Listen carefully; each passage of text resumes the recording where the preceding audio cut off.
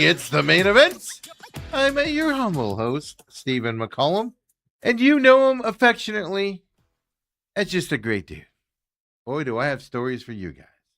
But you also know him as 17-year NFL veteran, 3-time Super Bowl champion for your Dallas Cowboys.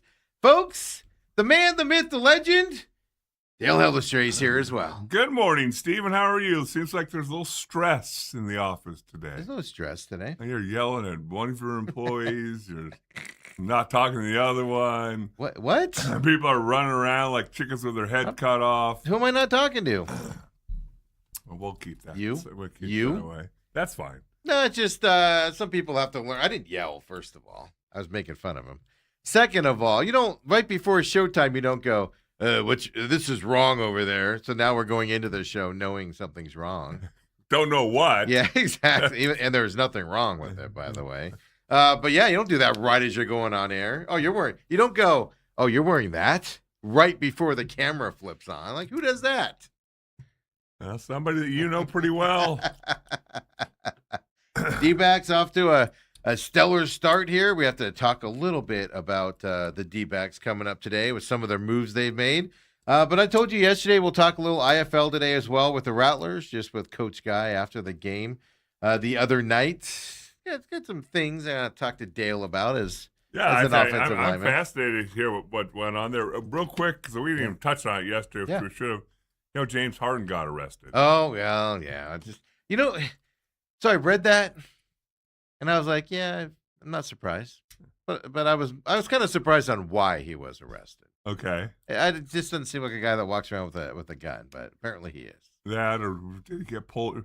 Again, what are you doing out at 3:40 in the morning? You know what James Harden is doing at 3:40 in the morning. He's at the strip club. He's probably on his way to early services, church. Yeah. What I don't get is why he doesn't own strip clubs by now. Or at least own one. Why does he keep going to them and spending all that money? At least own one. Own them, right? Like, don't at some point you just invest in something you're at all the time? That way, all that money you spend going right back into your pocket. Yes. And your buddies spend their money and it goes right into your pocket. Yeah, I just don't, in Houston, of course, so I just don't. Anyway, the judgment of that guy just baffles. I saw that yesterday. I was like, we didn't even mention it. We can move on. Because I think it's dumb. Yeah. That's not why I didn't mention it. But, Mondays are always busy with championships being named over the weekend and stuff like that. But I just don't understand James Harden. I think that's my problem. Am I the only one that is just baffled by James Harden, just on the basketball court, to the beard, to the way he acts, the way he talks, the way he I don't get it, man. I don't get it. He's a weird cat. He's a weird cat. I just don't get it. He baffles me. What's he, mid-30s now? It's gotta be, right? I would think. Yeah, he's not pushing 40, is he? I would just wonder how old he is. It's like, hey, you're 21, 22. Yeah, you may be out till past midnight a few times, but man, you're getting your mid-30s. Dale, he lives at those places. Well, you can go a little bit earlier and leave earlier. No, not James Harden. He's got to be there at 2 or 3 in the morning. What good is going on at 3 o'clock in the morning? That's when the real ladies he are might there. be getting his running in, for all we know. You think he ran to the club and he was about ready to run home? You think that's what's happening? Oh, goodness. Yeah, in Houston, no less so. Unlawful weapon. What does that even mean? Just one not registered, or was he walking around? He's 36, by the way. 36. Yeah. Or so was he? Was he just walking around with an unlicensed one, or did he have like a bazooka or something not allowed? Like, what's an unlawful weapon? You know what? I'm not even going to go into details on it. That's the question. But you're making $39 million a year. You don't have much longer of a playing career left. So why are you getting into this stuff now? Kind of like what you said. Yeah, James Harden's always, I ask people all the time, what was James Harden like at ASU? Right. And they go, he's a nice kid. Nice kid. Just normal kid. And I'm like, no, there's no way he was normal. Like, you don't just turn into that guy. Maybe you do. Maybe after you won those MVPs for doing that whole step back, travel, jumper thing that he does. He won a couple MVPs with it. Maybe at that point you just, you know, become something else. Your ego gets too big, I guess. I don't know. But yeah, James Harden. Do we claim him as ASU fans? That's what I want to know. I know some people do.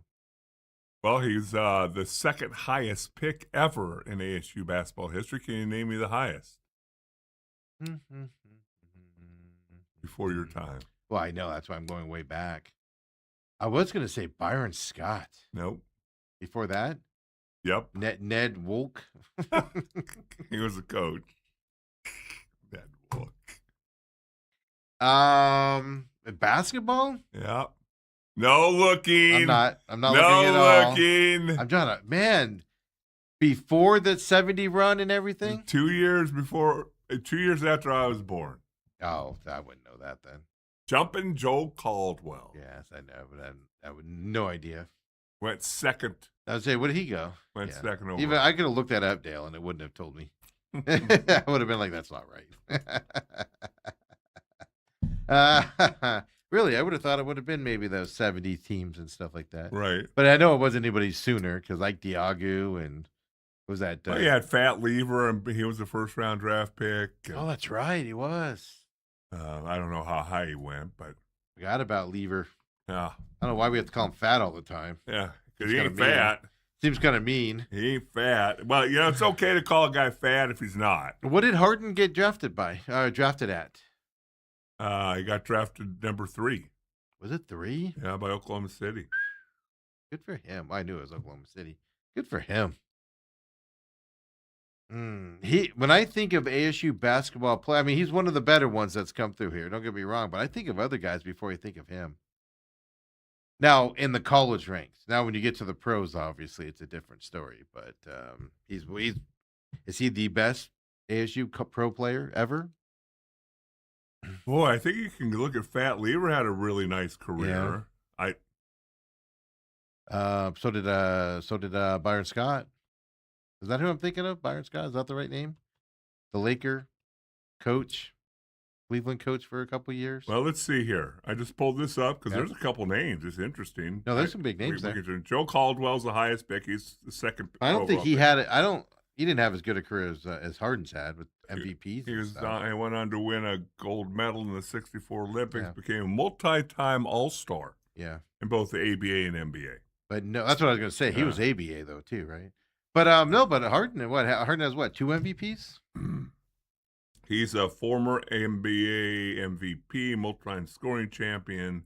Harden? He was picked 3rd. Yeah. Also picked 4th, 1983. Byron Scott. You mentioned his name. Yeah. So it's hard now. Byron Scott was part of a really good team, but does that mean that it propels him higher than James Harden's NBA career? Well, he also was drafted by the Lakers, who were Showtime. That's what I'm getting at. So. His team, but he was an integral part of that team. He won 3 championships. Yeah, he was an integral part of that team. So that's what I mean. Those would probably be the 2 where I'd go, Okay, so the 4th one you have not mentioned yet. He was picked number 5 in 1975. Probably went on. ASU went to an Elite 8 that year. Yeah, with him. That was all before my time. Lionel Hollins. Ooh. Lionel. James Harden's had a better career than Lionel Hollins. Okay. Although Lionel had a pretty dang good career there. Let's see here. I guess it would come down to how do you equate MVPs and that stuff compared to championship. That's how, and the team you're on. Yeah, well, the championships obviously are a team thing. Yeah, and an MVP is an individual thing. But I don't know if I would I'm equating MVPs higher than like Byron Scott did. And I don't know if that's the right way to do it. Well, if you look at those Showtime Lakers, I mean, you have Magic Johnson, you have Kareem but that's my point. He was an integral part of that team. It wasn't like he was just on the bench and came in for sporadic playing time. He was an integral part of that team. So, I'm not saying they're not going to win championships without him, but I know who doesn't win championships with him. That's whoever team Harden's on. Yeah. The fifth highest player picked out of ASU. He was picked in 2005.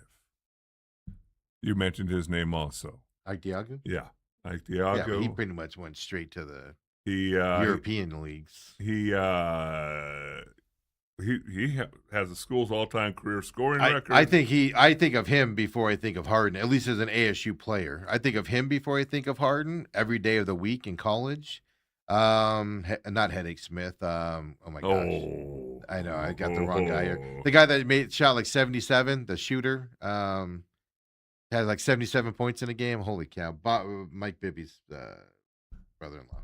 Oh my God, it'll come. I can picture him right now. I think of him, even though I can't think of his name right now, before I think of Harden as an ASU player. That's what's fascinating about me. It's like, wow.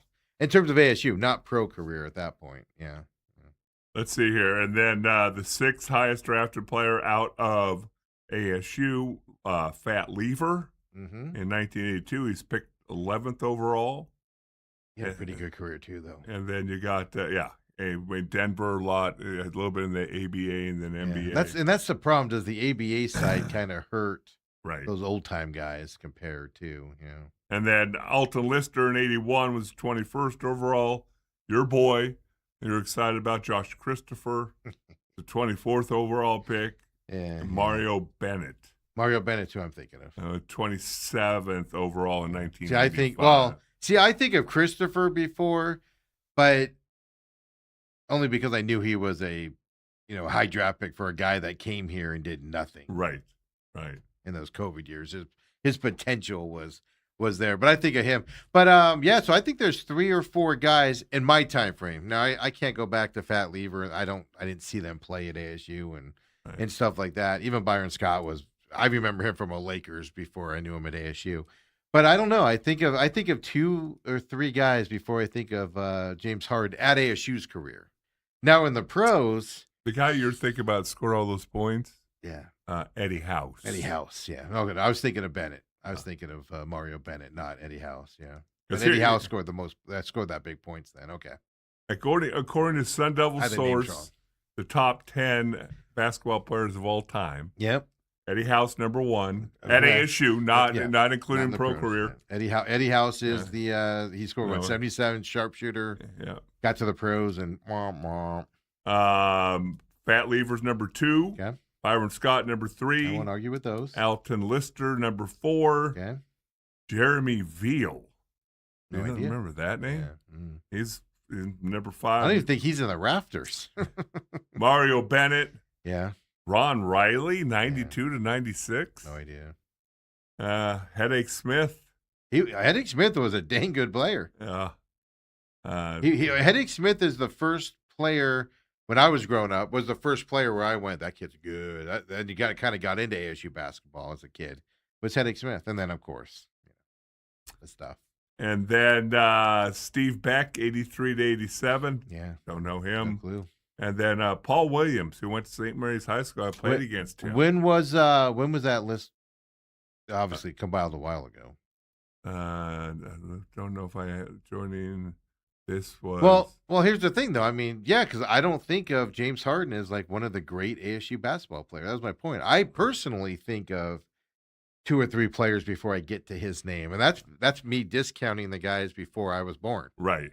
So that's what I mean. It's but then in his pro career, you could argue, was he the greatest out there? Yeah. Like I said, then you got to kind of go this disparate because, like I said, Byron Scott able to win some championships with his team and be an integral part. Right. No championships and an MVP. Yeah, but did he have 1 or 2 MVPs in the NBA? I'm not sure. I think it was 2. Okay. I could be wrong.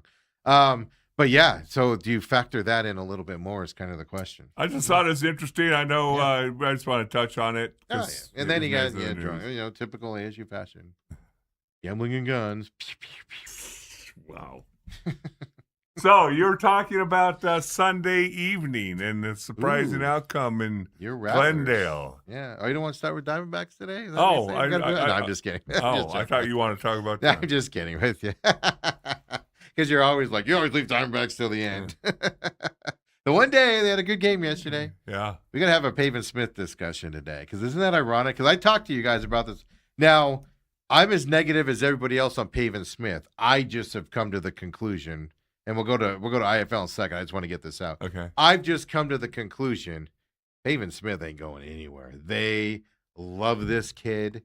He can, dare I say that, murder Torey Lovello's kid and still have a job on this team. Like, there's something. I'm obviously being facetious with that. Don't be all wah. My point is he does no wrong, no matter how bad he's playing. So I just don't talk about it. I just like it's disappointing he's still up here, and all that, and we're gonna play you. How's Corey talking about Walt Smith going down and what he needs to work? Every time he sends a young kid down, he needs to work on his game here and that. But you never hear that about Pavin Smith. You never hear what Pavin needs to work on.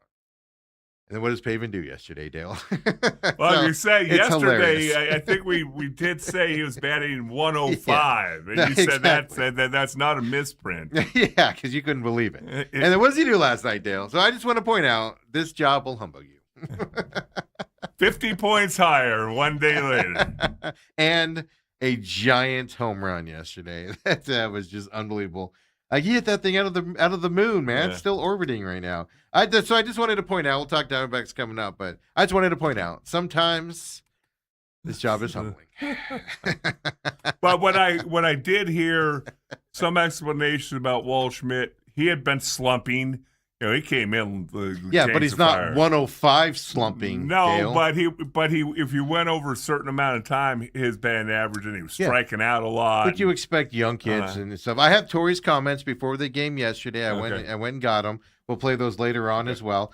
I'm not saying Walt Schmidt wasn't a guy to go down and work on his game. That's not my argument. My argument is you got him and Barossa on this big league team that he's better than, even though he is slumping. That's the argument. But no, the argument that I heard these guys make, and it made sense to me, was he needs to get regular at bats. He's not going to get that up here. Well, no, not with Gurriel coming back and stuff to that effect. Yeah, and that's the problem. So and Troy's still on his. We're going to call it the high ride here of getting called up. He's going to eventually start slumping himself. All these young guys will do it. Fernandez did it, right, and all of that. So you see it happen from left and right. But we'll talk Diamondbacks coming up. Just this is a humbling game that we play here, Dale. That's all I want to say. Last night he hit that, and I went, of course he did. Of course he did. And he almost looked at the screen and said, "That's for you, Steve." Actually, when he hit it, because I was paying attention, but I wasn't paying attention. And when he hit it, I was all, "Is that Carroll?" Left-handed bat launching one out of the ballpark, and I went, "Oh, wow." Did they say that right? Because I wasn't like in depth paying attention. But Sunday night, Rattlers game happened there as well. They lost one point loss here for them, and they had the chance to win it a couple times. A couple holding penalties happened and things to that effect. And Coach said some things afterwards. It's been kind of an interesting year with the press conference side of things out there. Drew Powell, of course, gets the starts right now. They've already switched their quarterback. Their defense is playing light out. They held their whole teams down. It's just the offense seems to be a little bit of a struggle, which is interesting because the defense is all new. Now they have brought back Merriweather, a stalwart of that secondary, for a couple years now. They brought him back a couple games ago and stuff like that. But I find this fascinating. Now keep in mind, 1 game loss, frustrating game for Coach. 2 touchdowns called back because of holding penalties. Missed field goal, could have won it. Missed field goal, blocked extra punt, things to that effect. They've even made changes, Dale, to where they changed the kickoff return guy. Normally it's Arlen Bruce. Well, this time they moved it to Ron Brown Jr., and he actually returns one for a touchdown to start the second half in this game. And afterward, I don't have this clip, but afterwards he said it. He said, well, we changed it because we just felt like we were missing some holes and there were some bigger opportunities to get farther down the field, and we were missing them. So we made the switch, and then, of course, Ron Brown Jr. scores the touchdown on the return. So they're tinkering with this team and stuff to that stuff. I got one question for you before you get into because you got all the video and stuff, and you follow them closer now than I do.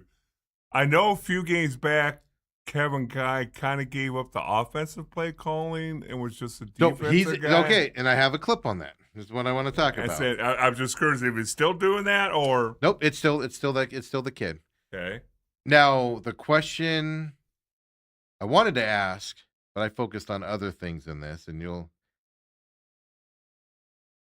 I asked some questions there, some questions that people might not like there, a little harder hitting questions than other people ask. But I wanted to ask that because earlier when that kid first started, Coach Guy was going through the headset and telling him, checking with him on plays and stuff like that. Coach Guy said something, and I believe I have that clip here, talking about play calling on the offensive side and what needs to be looked at on it. Now, keep in mind, this is off of they had a bye week. After a loss. A very frustrating game. Oh, no, they won. They won before the bye. They won that game, bye week. Was that after the World Cup? Yeah. So they won. Oh, they played one game after that? Yeah, so one game, bye week, okay. and then a 1-point loss where 2 touchdowns were called back. They should have won this game. And then they should have won it field goal at the end, blocked extra point, which obviously would have made it, would have made it an even game at that point if you would have made that extra point, all of that stuff in there. So, frustrating game. And if you don't know Coach Guy, he wears his emotions on his sleeve. No doubt about it. It was funny. We were walking. Happy or sad. On a side note, we were walking down there, and Autumn's all talking to me, and I'm all, shh, shh. Because Coach Guy walks out of the locker room, and he's pissed. And his wife, his wife stands on the side and waits for him to come out. He goes over and talks to her. And he's just, as he walks up, looks at her, just gives her a kiss, and then turns around and walks off, and he's just grumbling the whole way off. And I was like, Autumn, shh, I want to hear what he's saying. So then she comes in the media room, and I go, deep breath, right? You could tell she was just like, but he wears his emotions on his sleeve. He really does. It's kind of it's good. It's an interesting coaching dynamic because, and now there's enough turnover in this league. If this was like the NFL, I wonder how that would work over a bunch of years. Yeah. If just wear you down and stuff to that effect, right? But he does come in there late in this game. They were down, I believe, by 2 at this time, and I asked this question because he likes to do onside kicks, which the crowd boos him when he does it. And he gets mad sometimes. And he gets mad a lot. And people let him know. And he talks back to him, and he talks about it. He does onside kicks a lot to switch the clock. And, even if they score, you get the ball back faster stuff. Right. They're down by 2, and he decides to kick it. So I asked him, I said, why no onside kick in that moment? This is the no onside kick one here, guys. Go ahead and play this. Why not? Well, we hadn't hit a deuce all day. We had 3 timeouts. They're a running team. We knew they were going to run the football in that situation. We made a tackle behind the line of scrimmage, got to save one of our timeouts. Then they threw it the next 2 plays incomplete, and they kicked the field goal. So I thought, situational-wise, we played it as good as we could play it. When we drove down the field, we scored. There was a penalty called. Again, shows up always here in big games at the end of the game. He has pointed that out for a number of years. Well, playoffs specifically, Dale. Yes. Am I not wrong? Well, that's why he says big games. I Yes. wouldn't necessarily consider Fisher Freight in middle of June a big game, But it was one of those playoff type games. Comes down to the last play of the game and just mistake after mistake after mistake happening, right? I'm wondering if anybody asked or if he volunteers, they were legitimate calls or they weren't legitimate calls. Oh no, they were. They were. Okay. So it's not like you're Dale, going, come on. Dale, the refs threw the flag and I went holding. Because Autumn charged the penalties, which some games she's writing a lot, and some games she's, staring at the ceiling waiting for a penalty to be called. And everything, and like that flag was thrown, I go, it's on us. Usually when you see the offensive lineman just put his head down and start walking backwards. No. Yeah, it's even before that when you could see, because you could just see it out of the corner of your eye like, oh, Lord, here we go. There's some penalties where you look at the replay even, and you're like, what did they call? Right. No, these 2 were like pretty big. But it is interesting how, like, I just asked him on the onside kick because he takes a lot of crap. And actually, I heard some audible people say, no onside kick, huh? Yeah. So I had that down from that. Drew Powell was taking a beating in this game. Okay. He's getting hit left and right. Late in the game, he took a shot, and he got it, right before he got his number called to score, and it was called back on holding. Took a shot and got up really slow and a little bit of a limp to him. So I just asked Coach. Because I have a theme with Coach here on his physicality of his quarterbacks. They like to get physical. Drew not as much now, but he will take the hit, but he doesn't look for it when he's running now. He'll go down now instead of looking for it. But I had it earlier with Myler. I had it last couple years with the quarterback then and stuff to that effect. And, when your quarterback is dinged up at the end of a game, that can adversely affect your end of the game strategy and stuff like that. So I asked Coach on Drew being hurt. Here's his response. On Drew hurt, guys. Sorry. Roll with this here. I have them out of order for these guys. It's football. He's got to play. Part of the game. Injuries are a part of the game, so you got to suck it up and play. I just got Dale's thought on that. I mean, he's not wrong to a certain extent. But this was my problem with like the Rams back in the day with Kurt Warner was Kurt Warner had a longer career. But their philosophy was you stay in there and you take that giant hit from the guy and launch it 60 Well, the yards down Rams' the field. offensive philosophy was we're going to flood every zone. We're going to send all 5 eligible That's right. receivers out. Yeah. But you and got my point is you got to protect your quarterback. And there's going to be a guy coming free, and the ball better come out before the free guy gets there. And that's kind of what I think about. Fisher's Freight was sending their linebacker and drilling Drew Powell. Now, Drew Powell's a big dude. It wasn't like he was flying through the air or something like that. But at the end of the game, he got up slow, limped over to get the play call a little bit. Critical part. Now he ended up, running it in for a touchdown call back because of holding, it's a 1-yarder or whatever, and stuff like that. But I just wonder what the player's perspective is here when the coach, like, hey, suck it up. Get out there. Do it. I know that's a big calling card for Kevin Guy ever since I met him, 15 years ago. He wants his guys to be tough. And contrary to most coaches, he wants his quarterbacks to be tough because he thinks the rest of the team follows the quarterback's lead. Yeah, he Now, loves that physicality. Again, him and I have gone around and around because there's been games in the past where, just so if you've not watched indoor football, there's 3 defensive linemen, 3 offensive linemen, a linebacker, and a running back. You can choose to send the running back out in a pass pattern. They can decide to bring the linebacker. That means there's 4 on 3. That's not good odds for the offensive line unless the ball's coming out immediately. Yeah. Unless the ball comes out fast, Yes. you get to the quarterback. You're going to get hit. Because I've seen the Rattlers do that to other teams to where time after time after time, they have to line up 5 yards behind the line of scrimmage. Quarterback's thrown from 10 yards behind the line of scrimmage. It's a 15-yard sprint to hit the quarterback. Yeah. And, that might happen once, twice. It was noticeable in this game. And then you got to figure it out. You got to make an adjustment. Yeah. Which they did. Don't get me wrong. It wasn't every play. They did it. But it's like you abandoned it and left your pal to be there. And my argument is as the game goes on, I don't care how tough you are. You get worn out as the game goes on as you're taking those hits. And Steve, the other thing is, because I put my offensive lineman through this every year. Yeah. Because, quarterback gets hit, gets thrown around, gets bumped on 1, 2, 3 plays in a row, and then the next play, it's a clean pocket. Yeah, but they're jittery. Yeah, and they're going, and their linemen are going, well, why didn't he throw that accurately? Okay, we're going to put this drill in. You're the quarterback. You're going to be stand 7 yards behind.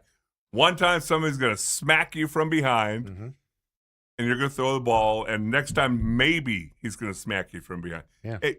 It's human nature. You're like, okay, I just got hit the last 3 plays. Oh, sorry, folks. My bad. I got hit the last 3 times, and I'm kind of expecting it, and I didn't. But your mind's going, when's that hit coming? Yeah, exactly. Yeah, you get fit, especially in indoor league, right, where it comes into that. And that's all my question was on it, and I get it. I get the physicality side of it. But like I said, I don't know if I'm sitting in there as a quarterback. Now, you got toughness. You made it through the game and stuff like that. But at some point, you got to be like, is anybody going to block this guy that's hitting me? Right. I know I'm doing my job, but for the love of God. I just wonder how that works out from that side. Richard Opert asked him about their playoff situation right now because, they're in the playoffs right now, but, they have, I'm going to call them easy games coming up, right? Except for San Diego. They do have them on the schedule in San Diego here. They should make the playoffs, but there's other teams have some hard games coming up for them as well, like San Diego. So Richard asked him about the playoff situation. Here's what it is. Playoff fans, if you want to see some playoff. I don't know about win out. I think we're in the playoffs, but to get a home playoff game, we're going to have to figure something out, that loss hurt. I mean, that puts us at 4 losses. San Diego's only got 2. They got to play us, and they got to play Vegas twice. So a lot could happen. A lot of football left. But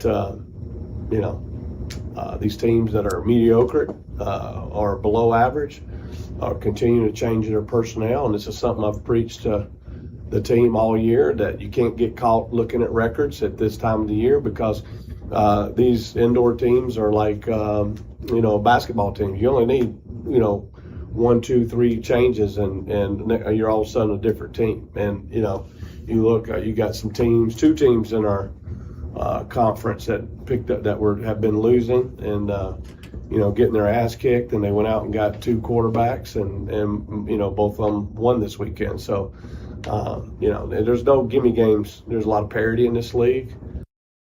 And let me just reiterate, because he kind of casually passed over that, but it is a big thing, not only for the football team possibility to win and get in a home playoff game. It's not only that, it's more money for the Rattlers. Revenue. Yes, because the IFL is not like the NFL.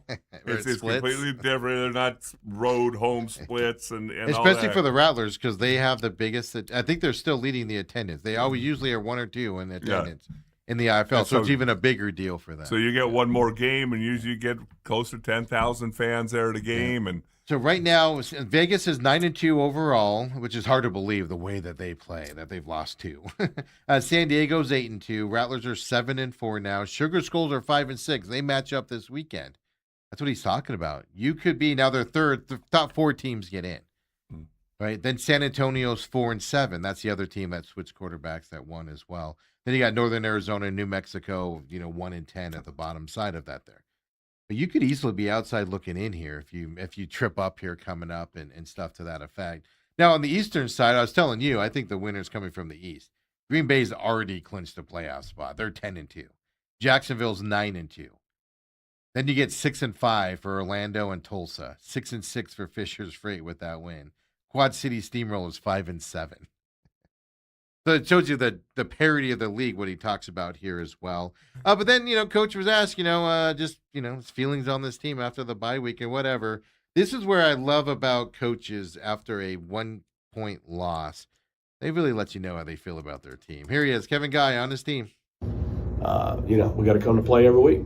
So you learn the life lessons. I mean, this team, talent-wise, is good enough to to win, but I don't know from mentally that we're good enough to win, and undisciplined. We were kicking Vegas's ass up in New York, New Jersey. Our defense had 6 stops that night, and we turned the ball over 4 times. Had a bunch of penalties in that game. The discipline. When I say discipline, I'm talking about discipline on the field. Being able to be mentally tough and play against some pressure, and our guys are great. We don't have any issues with them off the field. We got a good group of guys, and they come and work. But we're a young team, and you gotta learn. You gotta learn these life lessons as you go. And you gotta have some adversity, and I'm okay with some adversity, but you got to learn from it, fix it, and can't keep making the same mistakes. They let that whole thing in there because if you notice, Dale, what did you pick on? What do you think he's talking about right there? Well, him and I, strangely enough, have had this conversation probably 10 times over the years. The last couple of years, he's had teams with good character guys who don't get in trouble off the field. Mm-hmm. And the years that he's had one, what you'd quote unquote say troublemaker who might cause some things during the season, being out at night and doing some things, they quietly, let's go help him out and all that. That's when they won championships. And when it's one of those things where you always say, at least when I was playing, you don't win championships with 60 choir boys. You got to have some people that are right there on the edge. Some meanness. And you're hoping that they stay just on this side of the line. Exactly. And right on the edge. Because last year they had the same thing. He'd say, "I have no problems in practice. I have no problems when they're away from the field. Everybody did exactly what they were supposed to do, acted the right way. They're on time. They're and it's almost like you miss that one guy. That he's late for a meeting again. But last year, I feel like you talked a lot about that on his defensive side, where guys, he'll openly tell you, guys were making business decisions last year, which is why all the defensive guys are new this year, type of stuff. He's talking about his offense right there. Yeah, he ain't happy with his offense at all. Well, I'm going to tell you, I'm absolutely shocked that he hasn't taken over the play calling duties again. Well, wait till you hear this part coming up. But no, this is kind of what I'm getting at. You're picking up to what I'm getting on here. Well, before I'll put it this way, I'm skeptical when people give up on things when they've done it a long time. Like if it's like a head coach is calling the play calls and all of a sudden, what do? I'm giving this to somebody else. It's because it's sucking. And they don't want it attached to them. Usually that's the case. Because then they get a buffer a little bit. Not that Kevin Guy is going to get fired because of this or anything, but I don't know how to solve this offense. Here, kid.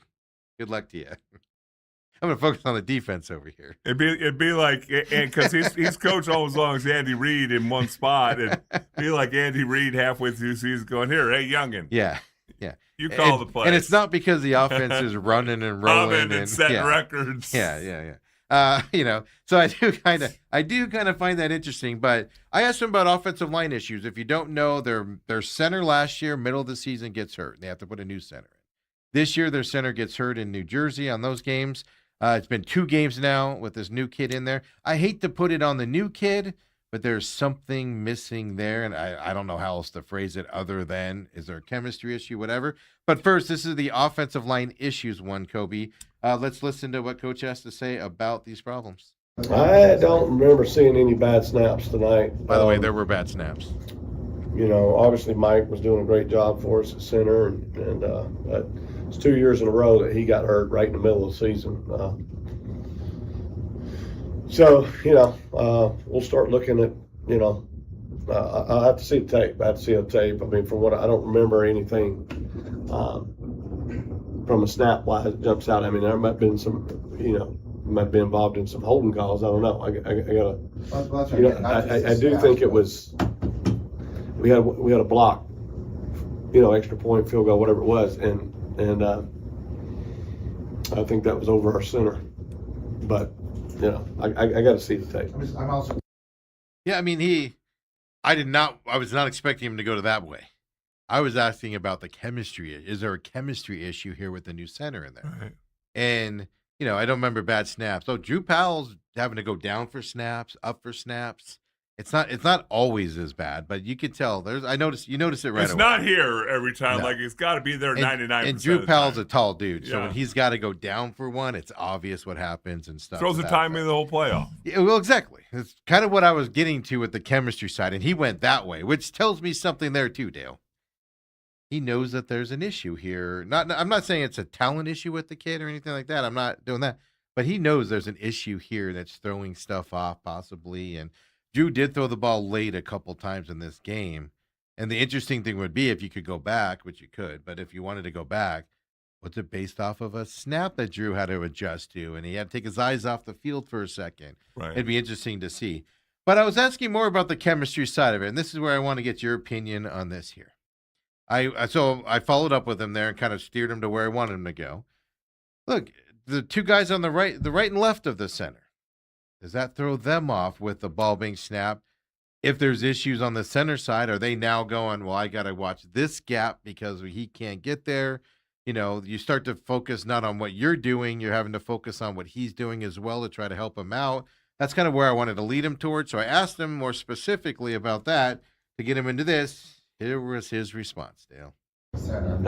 Football's blocking and tackling. These guys have been playing football for many years. I mean, I don't know that you got to have chemistry on the line. They just got to take their steps and play with technique, fundamentals, I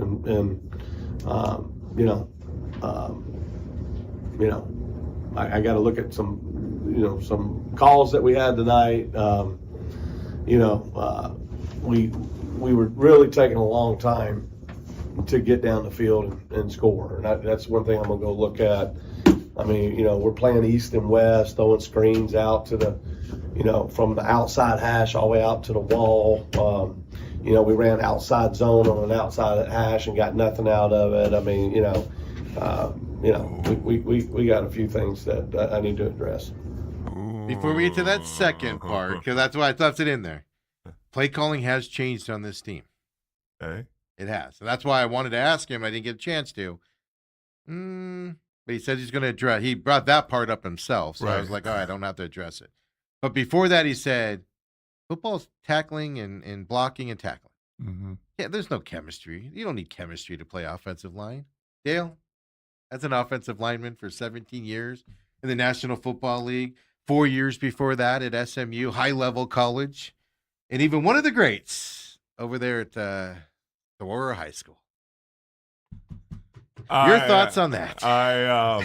It's fascinating to me because, like, if him and I were having a conversation in his office and he said that, I would have said you're on drugs. I almost responded and been like, I wonder what Dale's going to think about that. I actually thought in my brain, like, all right.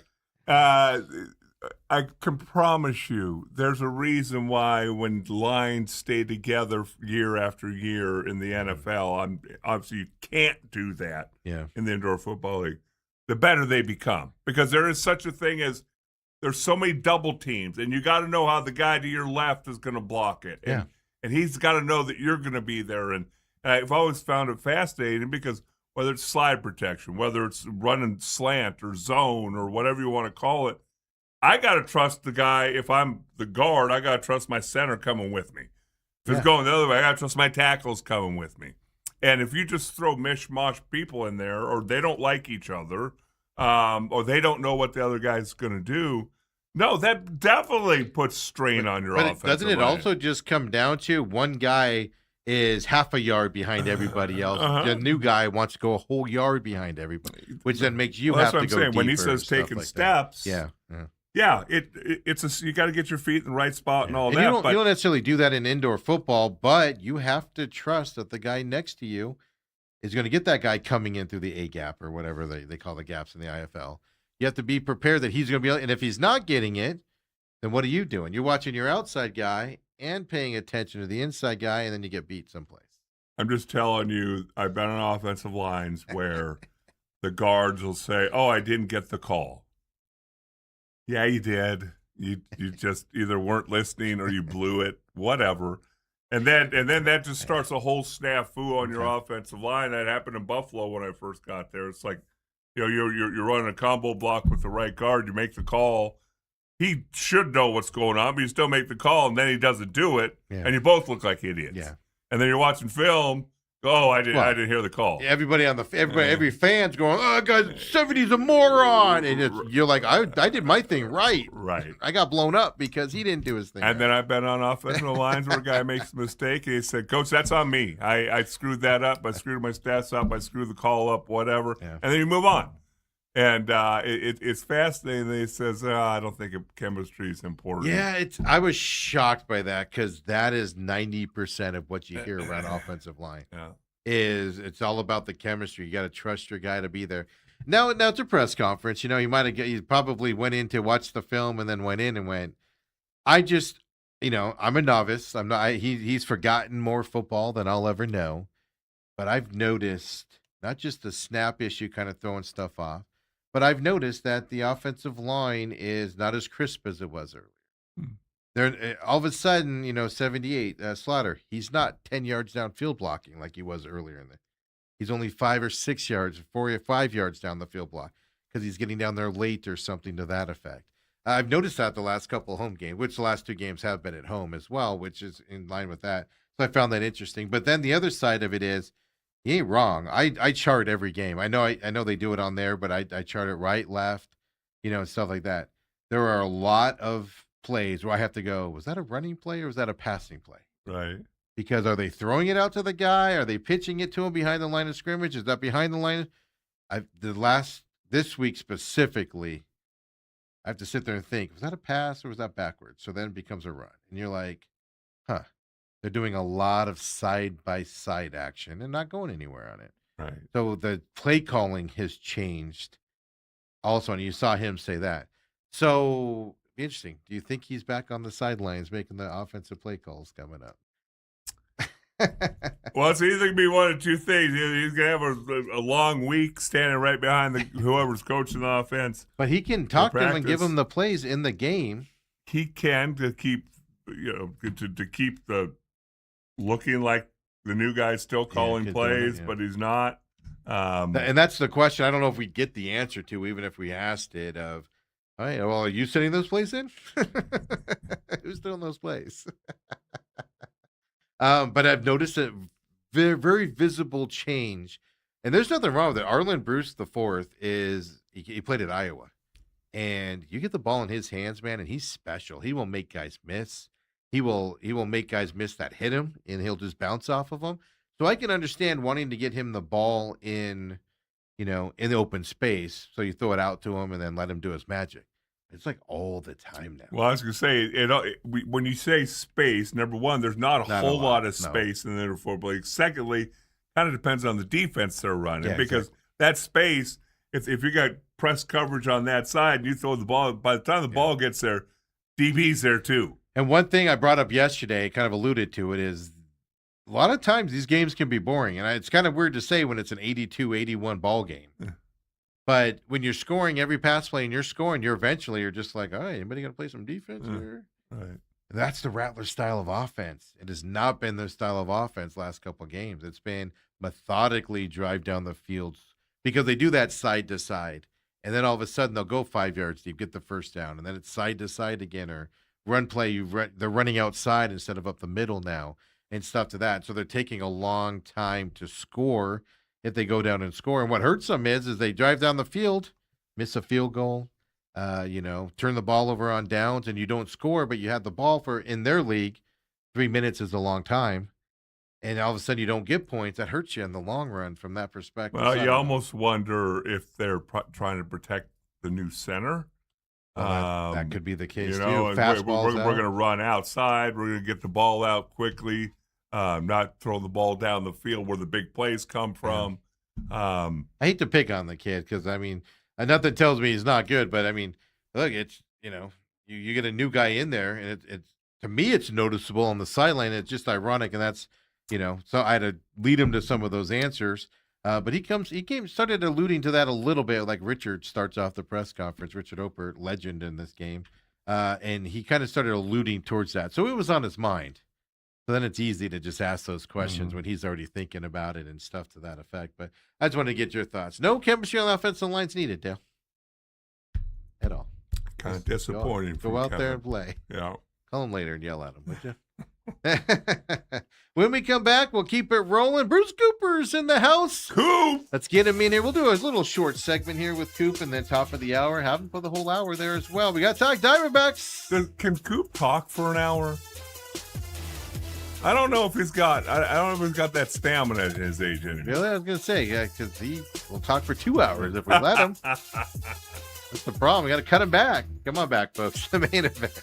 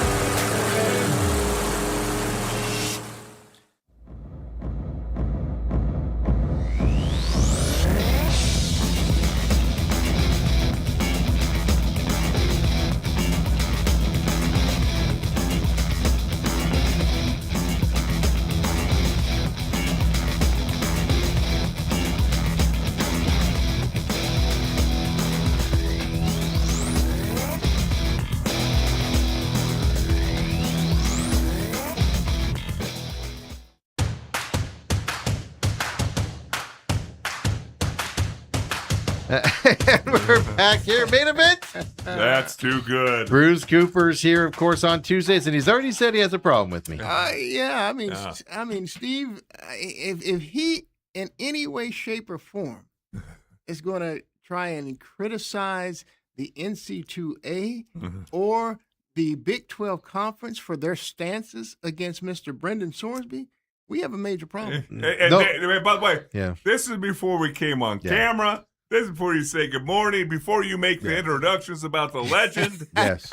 Yeah, oh yeah, no, he folks, if he didn't go live, he was going to hit me. I was like, man, how am I going to handle this? All right, let's do it. But of course, the legend, Bruce Cooper, joins us, 34 years approximately, we're not sure, over at Channel 12, of course, local guy for a long time here, knows everything about everything.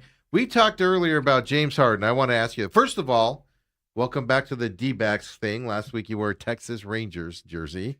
So welcome back. We'll talk Diamondbacks coming up. But earlier in the show, we were talking James Harden, of course, gun charge and stuff like that. But and then Robert actually chimed in. Let me find it here really quick. And he said, first time Harden's got caught for carrying, and it wasn't by an NFL official, NBA official. Let's go. That's a great one, Robert. That's a great one. But I don't think of James Harden as one of the greatest ASU players. I'm talking college here. I think of 3 or 4 people before him. Now, you and Dale got to experience the 70s Sun Devils. I did not, and things to that effect. But, I mean, I think Mario Bennett. I think Ike Diagu. I think Eddie House.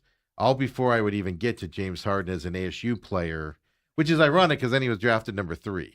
Your thoughts on that? Well, look, I mean, James Harden led the Sun Devils to back-to-back NC2A appearances. I mean, he was that dude. I mean, he came in, I believe, a 5-star recruit from California school, and I thought he lived up. I thought he lived up to the hype. I mean, I wasn't really. I'm not saying he wasn't good. Don't get me wrong. I'm not saying he wasn't good. I'm just saying, me personally, I think of a few guys before I even get to him. Let me tell you some things that really surprised me about James Harden. You know, when he came to Arizona State, I found him to be more of like a half-court player. He wanted that last shot. I mean, he put him to the free throw line. He made the shot. But when the Thunder drafted him, I mean, to watch him a part of Russell Westbrook and Kevin Durant, I mean, this dude got up and down the floor. He did some things professionally that I never saw collegiately. And I'm saying, well, maybe that was more of a coaching than anything, because maybe Herb Sindick didn't have that type of offense for him to flourish. But I would certainly put James Harden top 5. I mean, I know you left Byron Scott out of it. Well, no, like I said, for me, I actually put Byron Scott on the list, even though I didn't see Byron Scott play here. But then just from ASU, but that's what I'm saying. So just me personally in my era, I think I got 3 guys, at least, maybe not ahead of him, but at least with him in the conversation. But then you get to Byron, and Dale brought up some names I didn't even think of, Fat Lever, you know, and those types of guys. Back in our day, yeah. And the thing about, and I can tell you this about Fat, he played at Tucson Pueblo High School. They were called the Warriors. We were the Westwood Warriors. And he was more of a defensive player, more of a guy who kind of like got the team into the flow of its offense. I mean, he was that steady guy. I'll never forget this. We're in a BCI tournament, and we were playing the LA Watts Magicians. And they had like a couple 7-footers on the team. One of them was like the point of their full court press. And so it made it really tough if you tried to pass over because he was a 7-footer. I mean, back in my day, I was one of those speed guys, quick guys stuff. And that's what I kind of relied on to get by.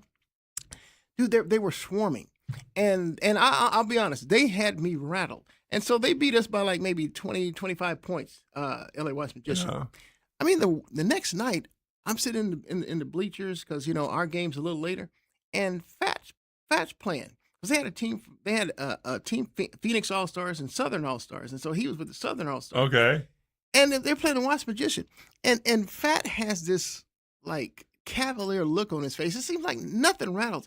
Dude, they put the same press on this guy, and, I mean, he didn't try to outrun you out quick. I mean, he just made he made those angles. He got in those angles. He made passes, got him up court. I'm like, dang. So that's who Fat was until he went to the freaking Denver Nuggets of the NBA. All of a sudden, he became Mr. Triple Double. He's dropping 20 points, 30 points. I mean, dude, where was this? It's crazy. So he was always he amazed me. It's funny when you say BCI because do you realize that was the end of? That's when I realized that I probably should pick football going to college because I made the Arizona team. We played New York Riverside Church. There's a team from Chicago, and they're the Los Angeles Watts Magicians. And I realized very quickly I'm pretty good for Phoenix. I'm pretty good for Phoenix. That's a different brand of ball when you get there, just by the sheer numbers of how good a lot of guys are. So you'll put Byron Scott up there, with James Harden, at least an ASU career. Absolutely, said, absolutely. Okay, and that's the thing. We're looking at ASU. So this particular list, it obviously has James Harden, has Eddie House. We're talking top 5. Hey, look, Eddie, right? Eddie was a shooter. I mean, I remember he had a game where he dropped 51. I mean, and when he got hot, he was special. Right. But he was so short and things like that he didn't really impact the game on both sides of the court. So I would put him more in an elite scorer, a different category. Right. Even though he's got his jersey up and deservedly so. But if you're going to start, I would never confuse Eddie House with a defensive. Player, so if you're going to start doing that, then just limit it to maybe a Mount Rushmore. Eddie, I drop him just because he wasn't that two-way player. Another couple names that are from back your and I era: Byron Scott, 79 to 83 at ASU. Elton Lister. Hey man, I'll never forget Alton Lister. We were playing pickup. Dude came down with a rebound, throwing elbows. He caught me here, man. Dude separated my rib cage. I couldn't raise my arm for like maybe 3 weeks or so. I'll never forget it. One other name that does not ring a bell with me. Kurt Nymphius? Sam Williams? Nymphius. I remember him. Jeremy Veal. Oh, Jeremy Veal could shoot. I mean, he was in that, I believe it was the Rob Evans era. It had to have been Rob, early 90s, 94 to 98. Yeah. Jeremy could shoot. I mean, he's what I call a professional scorer. Okay. And then the one guy that I did play against on this list, they have him ranked at 11.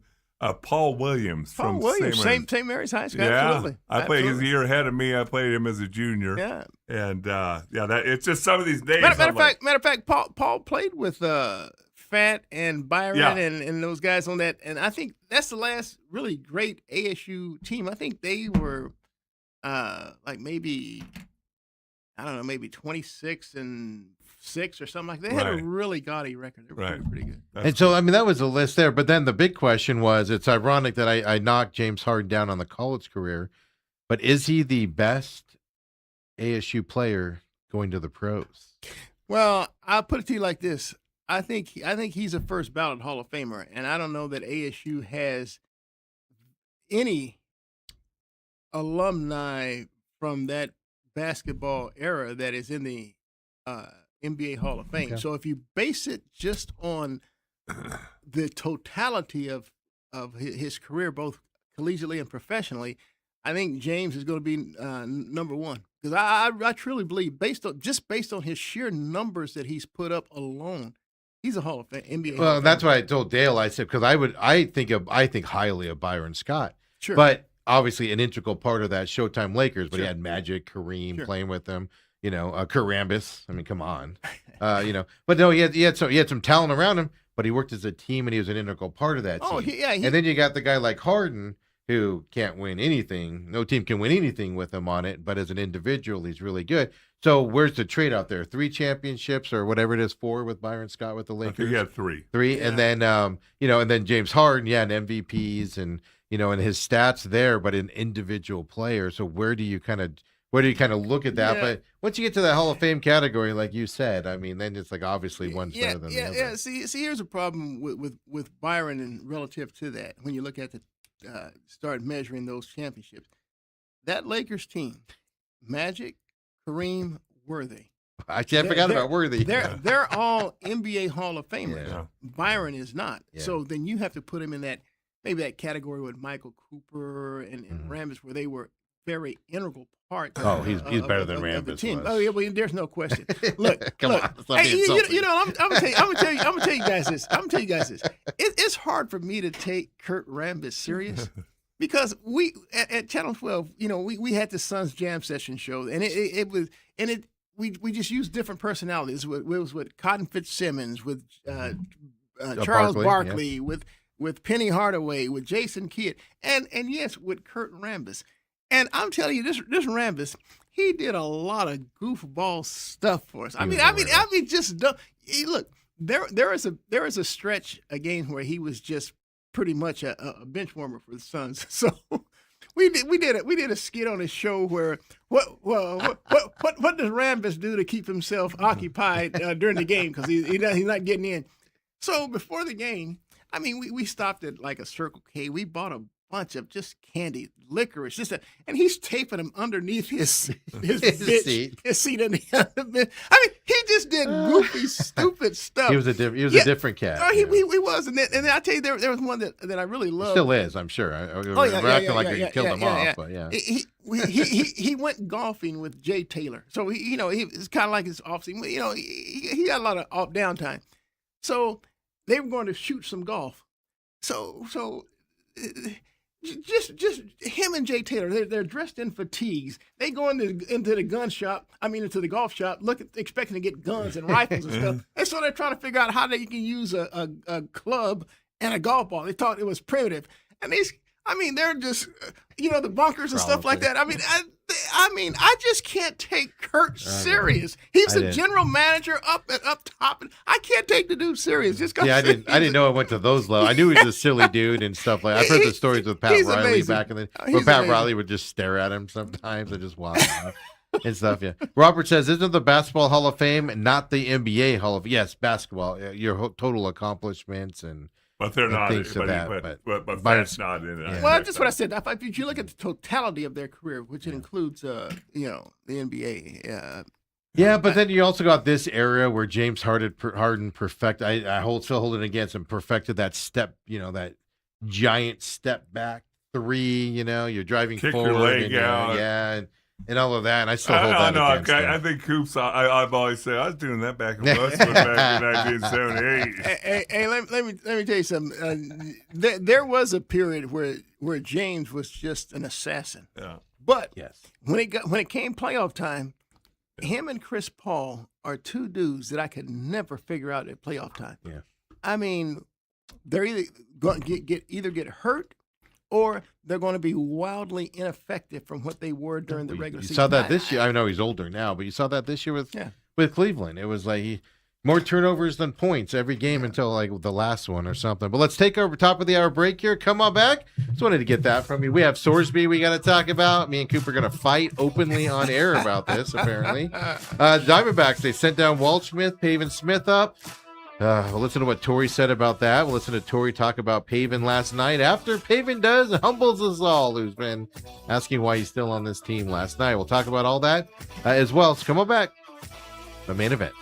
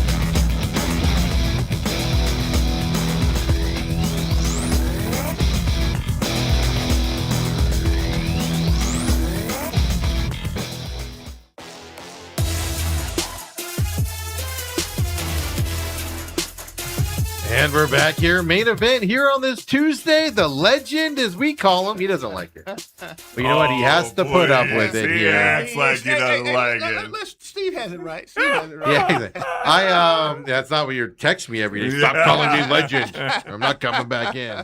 And stuff like that. We got the legend here to my left. We got the legend to my right. And then this guy is sitting right here in the between. Pride of Dobson. Yeah, exactly.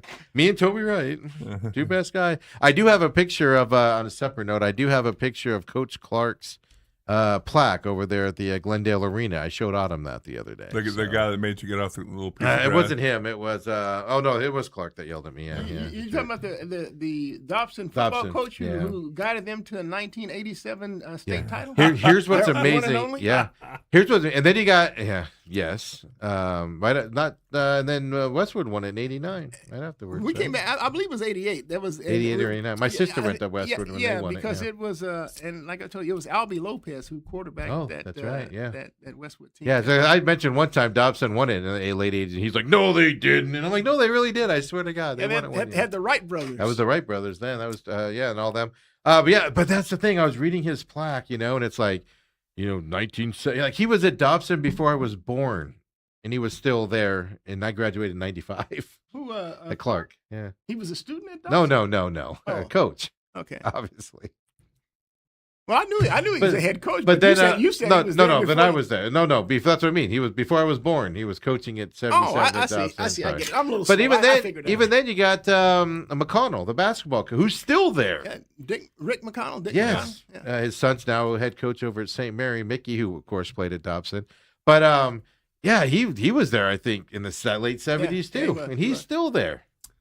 Wow. Damn, man, if I'm old, they're old. I was down in your neck of the woods on Saturday, Coop. He was right down the road from I Westwood. was at the Mesa Arts Center, and that's the first time I ever drove by coming home down Center Street and saw the Oakland A's baseball complex. It just pops up the in the old middle Cub of a one there? neighborhood. Yeah. They used to be the old Chicago Cubs. Yeah. And but Mesa Arts Center and Steve you went that way. You went by the Holcomb I Stadium. don't even know where the Mesa Arts Center is. Downtown Mesa.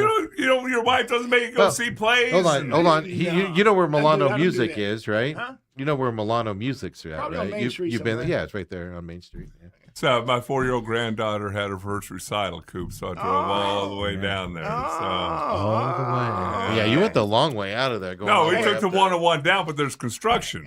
Hey, dude. You want? I'm gonna tell you guys a story. Since you said your granddaughter, I actually had took.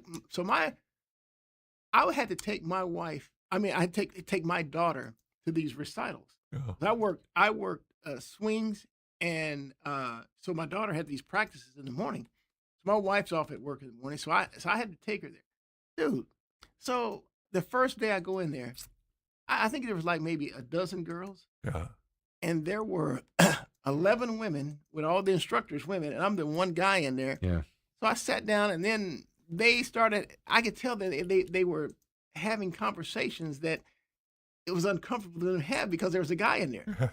So from after that day, every day I would take my daughter and I go out and sit in the car. So I'll never forget that. I mean, Get out of here, Coop. We want to talk about you. See, you're the opposite. I mean, my daughter did gymnastics. I'd sit right there at the front glass, and I'd just sit there and I'd get on my phone or I'd read a book or something. I'd just sit there and let them all just gossip all around. Oh, me. I don't care at all. There were some conversations that I know. Yeah. I know about some of the women's husbands and where they some of those bedroom conversations that they didn't want Coop apart. I've been there. Because some of them were divorcees and things like that. I have so they got no stories shame. to try to tell. Yeah. I'll sit there and listen to that all the time. No problem. I'll join in as well. But anyway, now that we're uncomfortable here, but Sorsby now he's not even eligible for the supplemental. The NFL has to schedule this. He has to be eligible. They're pulling his lawsuit out now, which will make him eligible for the supplemental draft coming up here. But before we get into his NFL odds and where he can be drafted and stuff like that, he backed out yesterday and said he's going to go into the supplemental draft. Backed out. The pressure from the Big 12, the pressure from all the other conferences, got too big for Texas Tech. Well, I think. Well, look.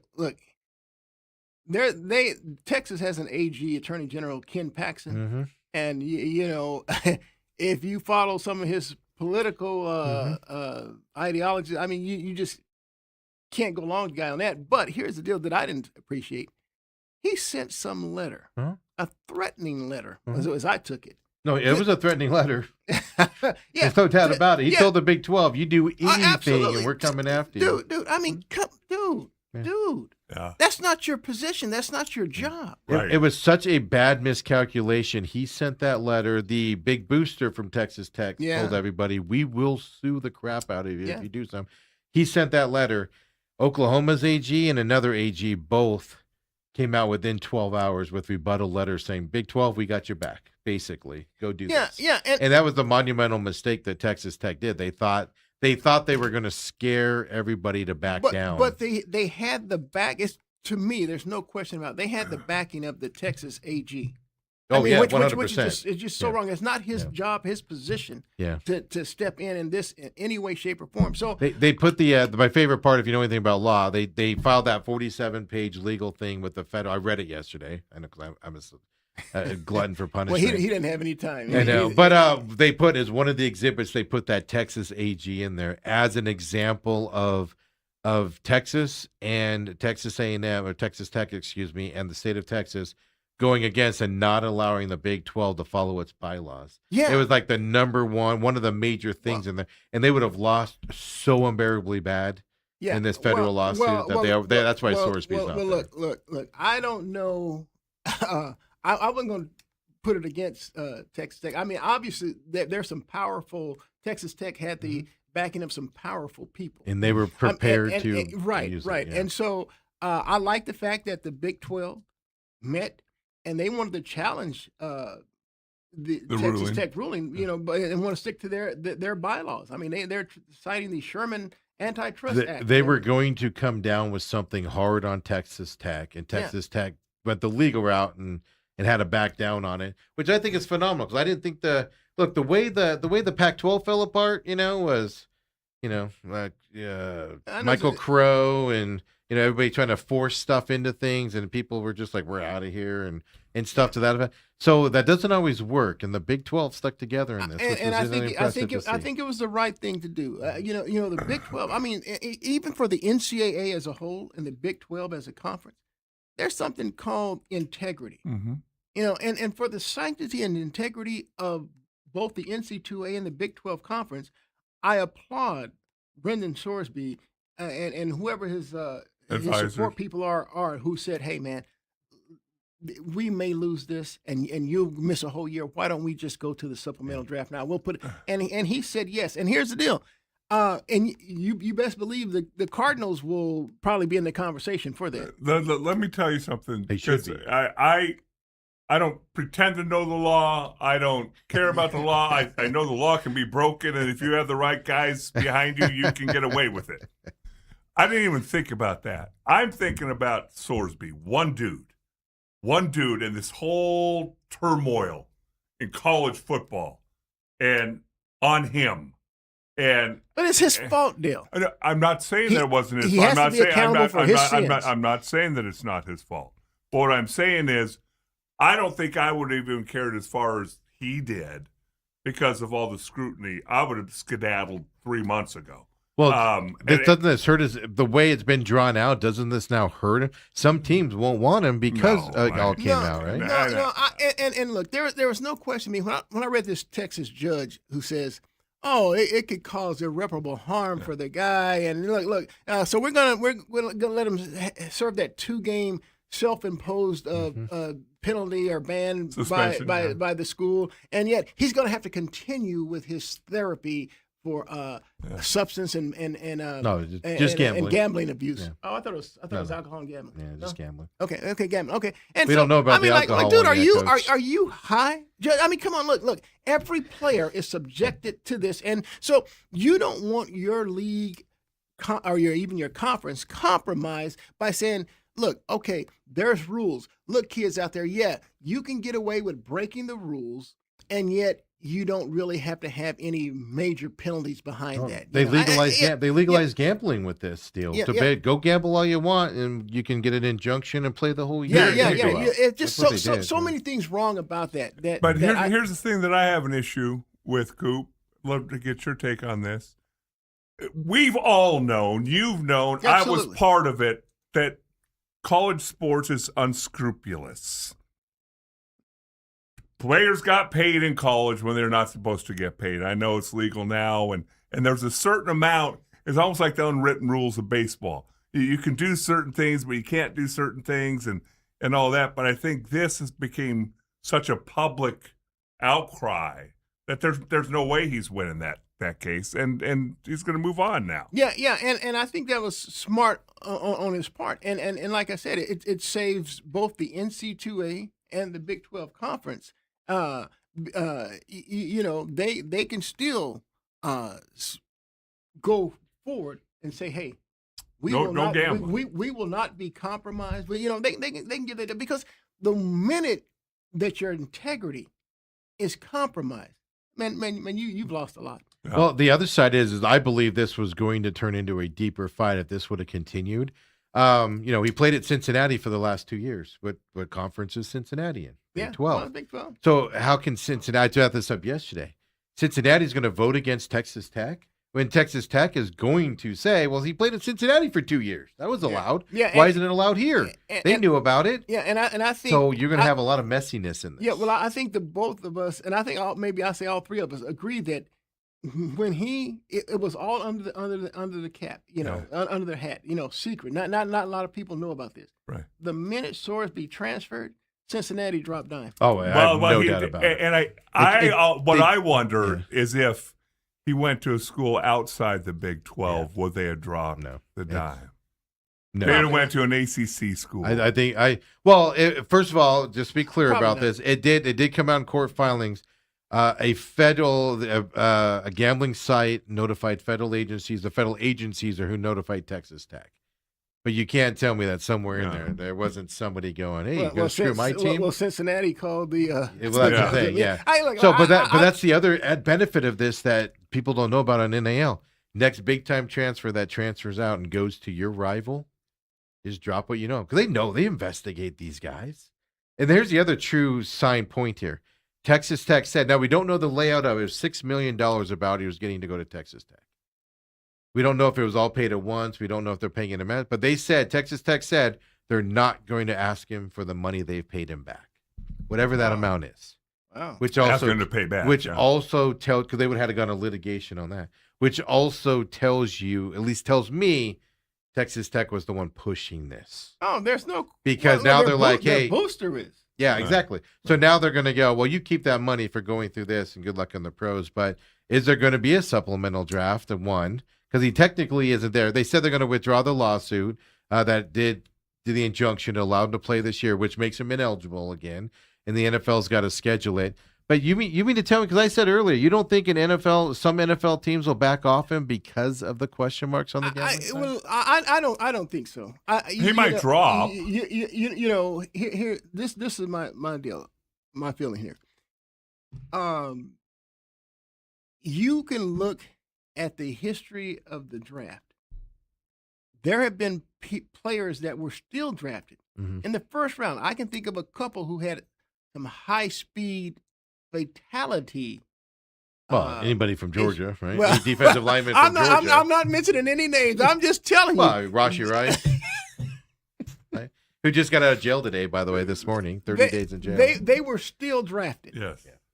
But So- the guy with the gas mask the night before. Yeah, he dropped. Yeah, he dropped. He dropped, but he's still Well, not. Well, Tom- that's the Tom- question. I mean, if he's going to drop down to the third, fourth, fifth round, you're the Cardinals. You better have your name in there, right? Here's the deal. There was not going to be a single team that was going to spend a corresponding first round pick on him in this draft. In the I mean, supplement. all 32 teams are going to pass on him Yeah, in on the first round. yeah. And if you don't So- know, whatever he gets drafted in the supplemental, you lose that draft pick next year's NFL. Right. draft. So I got a trivia So that's question how it for you works. two. Let's see which one of you guys gets first. The first supplemental draft was held in 1977. Hmm. They haven't had a supplemental draft since 2023. And no one has been selected in one since 2019. Yeah. Can you name that player? I do know that player. I don't know, but I tell you what, when he answers that, I got one for you. Okay. Jalen Thompson, Arizona Jalen Cardinals, Thompson, Arizona who Cardinals. just signed with the Cowboys for big money. Oh wow, Fifth round. I do remember from Washington State. Yeah, fifth 2019. round. There was one in 2023, but nobody got drafted in Right, that one. right. Terrell Pryor, obviously, famously. Ohio State. No, but the Miami quarterback. No, that's here. Oh, sorry. That's where I'm going. See, Dale Hellestrae. There in '89, there was some dude named Troy Aikman drafted #1 overall, and I'll be darned if those Dallas Cowboys didn't spend a first-round pick in the supplemental draft on a dude named Steve Walsh, a quarterback from Miami. I'm thinking, why would the Cowboys basically draft two quarterbacks with first round picks? Dale's got the most interesting story about Okay, this. go ahead, Dale. All right, so I have this on great authority of the head of scouting that was in Dallas at that time, a gentleman named Walter Julith. So here was the deal. Number one, Jimmy had just gotten to the Cowboys, won national championship in Miami with Jim Kelly. Steve Walsh. Steve Walsh. Oh, yeah, that's He right. was his Excuse me, quarterback, yeah. Steve Walsh. You're absolutely With right. Steve Walsh. You're absolutely right. My bad. So Jimmy's plan was, I'm going to take Tony Mandrich with the first pick. And then I'm going to take Steve Walsh with the first pick in the supplemental draft. Ooh. All right? And obviously he got talked out of it, but this Walter Julius said up to 2 days before the draft, Jimmy still wanted Tony Mandrich. Is that right? Somebody got into his ear and said, hey, you can't pass up Troy. And so they take them both. Full well knowing there's going to be a little quarterback controversy. It's going to divide the locker room because there are a lot of Miami guys in there. When I got traded there in '90, I'm like looking around going, oh, It's all Hurricanes. whoa. And but listen to this draft plan. So he ends up taking Troy and Steve in this supplemental draft. The following year, we end up having the 17th pick in the draft. Some dude named Emmitt Smith, huh? Desperately trying to trade up to the 9th pick, 8th pick, 10th pick, somewhere around there that Cincinnati had, because they wanted a linebacker out of Baylor named James Francis. Oh. And have a nice NFL career. So, if you stack it up, how many Super Bowls did the Cowboys win with Steve Walsh, Tony Mandrich, and James Francis? That's interesting. Now, who did they take with the 17th pick in the 91 Yeah, they took Evan Smith. and so when I say that, because the one thing, and Jimmy, Wow. there's a lot of good things about Jimmy. The one thing that I hate hearing Jimmy say is there's no luck in football. BS, there's no luck in football. Dang, so he wanted Tony Mandarich. Yeah. And the Packers took him 2nd overall pick, and they Yeah. left some dude named Barry Sanders, Derek Thomas, and Deion Deion Sanders on the board. Well, what a draft that was, It huh? Wow. But anyway, hey, nobody really knows that story. Dang. And they got Wow. I think they got a low first and a 2nd round pick for Steve Walsh a couple years later, and everything was fine and all that. But it did that is really it did tear their interesting. locker room apart. it was teetering because there's probably 12 Miami guys on the roster in Dallas at that time, including some dude named the playmaker. the playmaker, and Yeah, he's quiet, right? He keeps his opinions to himself. He's gonna be really quiet. you got the playmaker. We had some defensive linemen, and they were all Steve's corner because they won a championship with Steve. So anyway, that's an Wow, aside. that's really interesting. So Jimmy Johnson wanted Tony Mandarich, and he wanted his college quarterback that had quarterbacked them to a national championship, and Steve Walsh and James Francis. I do remember that name. Do you see that? That's when I know you got a little sickness to you. I know you got a little sickness to you. From Baylor, too. Yeah. Like, what? It was crazy. But isn't that amazing? Like, just think about, like Adele says it. I mean, just knowing how their careers went, even Mandrich's career went. Yeah. He ain't winning championships. And yet, with those at guys. the end of the day, Coop, you can talk about the Herschel Walker trade and the bevy of draft picks they got and all that. But until they traded for Hellestrae, they won nothing. Hey, look, they had a lot of championships. You can't argue with the facts. No, facts are the facts. Michael always starts laughing because anytime I interview him or talk to him, I start with, "Hey, Michael, how many Super Bowls you win before Hellestrae got there?" Hey, by the Good way, point. how many Super Bowls the Cowboys won since they cut me in 2000? Wow. How about that? I How know, about that's what we that? gotta This, do. this guy. SMU does the same thing about SMU. Yeah, and I'm the legend. SMU goes on the death penalty after I they leave for shut crying down the out loud. program. This guy. And now they're This back guy- and not this- doing this anything. guy, you know, The whole only falls through when you get down to Saguaro, where they had some really good teams there. Yeah. Well, we Early lost a 2000s. team called Mountain View back in 1978. Rodney Brewer. Rodney Brewer. Still haven't tackled him, Coop. Still haven't tackled him. Yeah, but so supplemental drafts are hit or miss, Yes. but I think this is Well, let me this ask you is a something. big guy coming out of the Before you go supplemental. any further, the Arizona Cardinals, they will definitely be talking about sending a pick on this on Sorsby. they better have a pick in on this. Is how I'm looking at it. And so my question is, at what pick or what round are you willing? So understand, so just to explain it to everybody. So the way this works is you send in a fax or whatever you do now, email, however you do it now, and to the NFL, and you say if he's still available in the third round, because it'll be the same draft order as this past year draft. Yeah. We'll do a third round pick. It takes 10 minutes to do this. Yes, thing. and they'll just go through, okay, nobody in the first round. Nobody in the second round. Oh, third round. Oh, Cardinals and maybe somebody else behind them comes up and throws.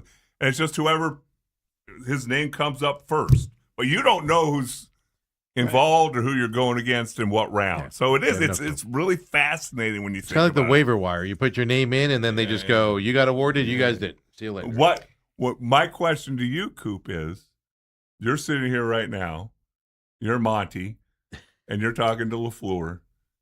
What round are you going to put his name in? But see, here's the deal here. All right, I just Spend a third rounder on Carson Beck. right, That's my thing. and he went through the mini camp. He already has the playbook. He's going to be your starter. And I've already screwed up this offseason by not coming to some type of terms with Jacoby Brissett, who I have named as my starter. And so this guy doesn't presumably have the playbook. If he does, he certainly hasn't practiced with any of the players. So He's been a little busy with other stuff, Coop. You've been studying lawsuits. Don't forget, too, he's coming off an injury. Sorsby? Yeah. So no. I'm talking about Jacoby. Oh, Jacoby. Brissett. I'm sorry, talking Jacoby. about Okay. Brissett. You're talking about- I'm sorry. Yeah. I'm sorry. Because and so I'm now, stuck with the supplement. now all of a sudden, if I bring Sorsby in, I have 4 quarterbacks. That can't be done. I have 4 quarterbacks. So if they do go Sorsby, to me, they have to put Brissett on the trading block. You don't know when Sorsby's going to be able to play. Well, they What do you say mean? they don't. They said he's ready to play this summer. Oh, because the Texas Tech was saying that he might not even play for a month or two. I don't know. Well, I probably don't need him to play for a month or two anyway. Yeah. You know, because See, this is my Gardner Minshew would be my starter, and But but that's my whole point on this is the Cardinals. Leave it to the Cardinals. They're in this position. Sorsby's an upgrade from everything they got. If Sorsby was in this draft, you could have gotten him, in the second round, and everybody probably would have been happy with it because Sorsby's at least a second grade talent, maybe a first. You stretched into third, so you're going to waste 2 third-round picks on 2 quarterbacks? well, the Cowboys wasted 2 first. Yeah, you're right. Well, I mean, Washington did that back in the day. But my whole point is that the Cardinals have screwed up their whole quarterback situation. Is what I'm pointing out because Yes. if you can't pay Jacoby Brissett, if you don't think he's worth what he's asking, why would you even name him a starter and put yourself in this position anyway? They try to walk it back. You're looking bad. And so now if you say, look, okay, here's a guy who, God, Michael Wilson had a breakout. Now, regardless if Marvin Harrison was playing or not, I mean, Wilson had a breakout. Yeah. Now, you can't say that Trey McBride had a breakout because the dude was catching 100 passes every game. Now, he did catch more touchdown passes. Right.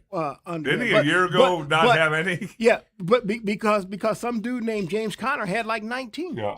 So you didn't have James Conner. So it's up. But my point is, if you thought Jacoby Brissett was a key link to Michael Wilson's development, isn't it worth the investment from a few million? I don't know how much truly Brissett's asking for. Yeah. But isn't it worth it? I mean, just from at least a continuity standpoint, isn't it at least worth it? And they didn't do that. And so now you're put in this position where people are looking at you, well, you know, the Cardinals, they need to put in for Sorsby because, hey, look, Sorsby, because we have no idea how this next draft will unfold. If the Cardinals will get their guy in this draft. But I'm just telling you, I think the Cardinals have already bungled the quarterback situation. Oh, yeah. And if they do put in a bid for Sorsby, Gonna make it worse.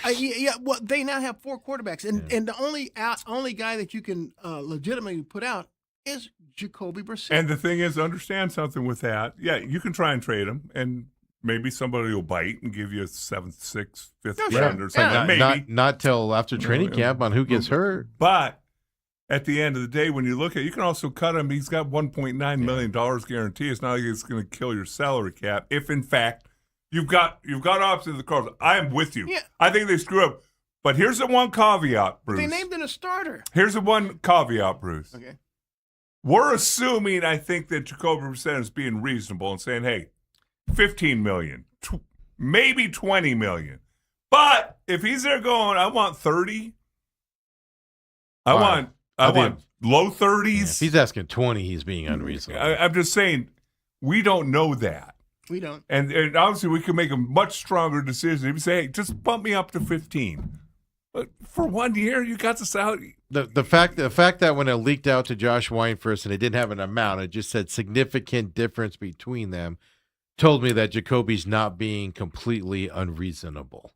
Because if he was asking $30 million, the Cardinals would have floated it out there. Yeah. And he would gone like, he's asking 30. Because we all would have been like, what are you doing, Jacoby, you moron?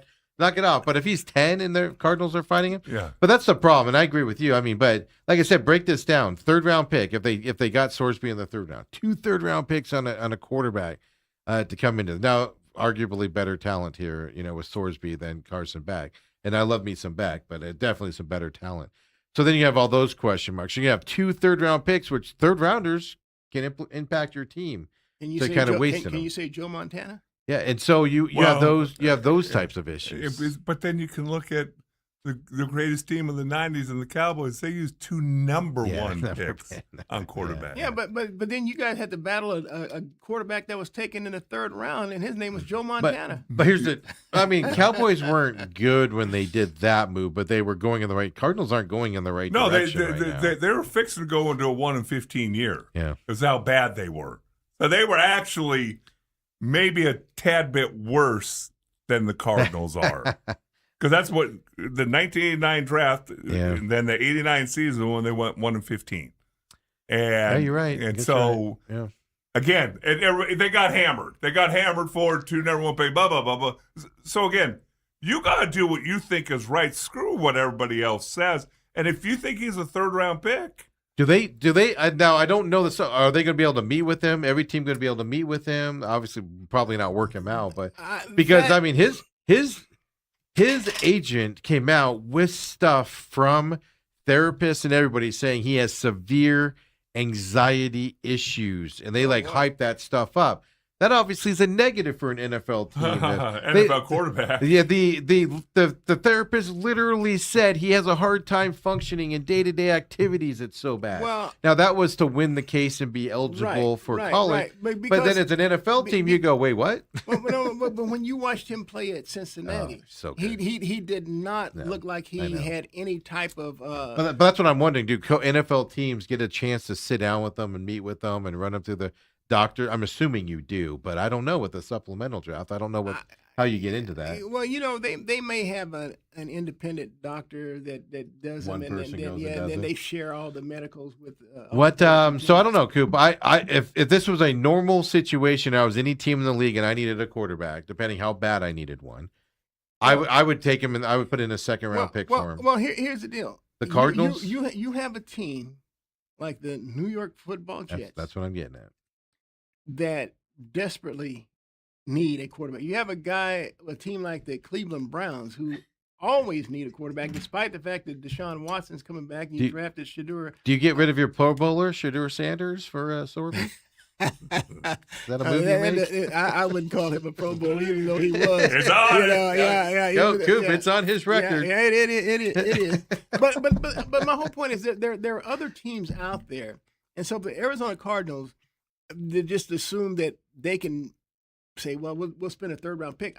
If you really want the guy, I think you better go in the second round because I think that's what the New York Jets would do. Okay. That's okay. And that's my thing. I think the Jets, if the Jets are smart, second round, we'll take them in the second round. Yeah, Jets have nobody should take them in the first.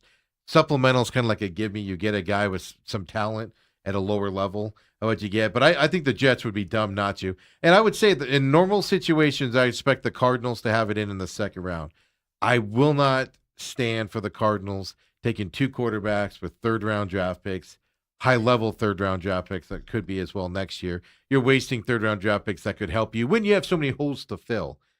But at the same time, Cardinals better have their name in there. In my opinion, that third round, definitely by the fourth. But in that third round, you better have your name in there. If you wait that late, I think you missed the boat. Oh, you do, yeah. Because how do you, if you're the Jets, like you said, the Browns, the Jets, these an upgrade to everybody. Right now, all the Jets, who do the Jets have behind their Geno Smith? Yeah. Who do they have? No, that's the thing. He can go and be behind Geno Smith. So you can spend a second knowing that you have multiple first-round picks, meaning the Jets going forward, because the Jets had a fire sale this past season. They picked up first-round assets going forward.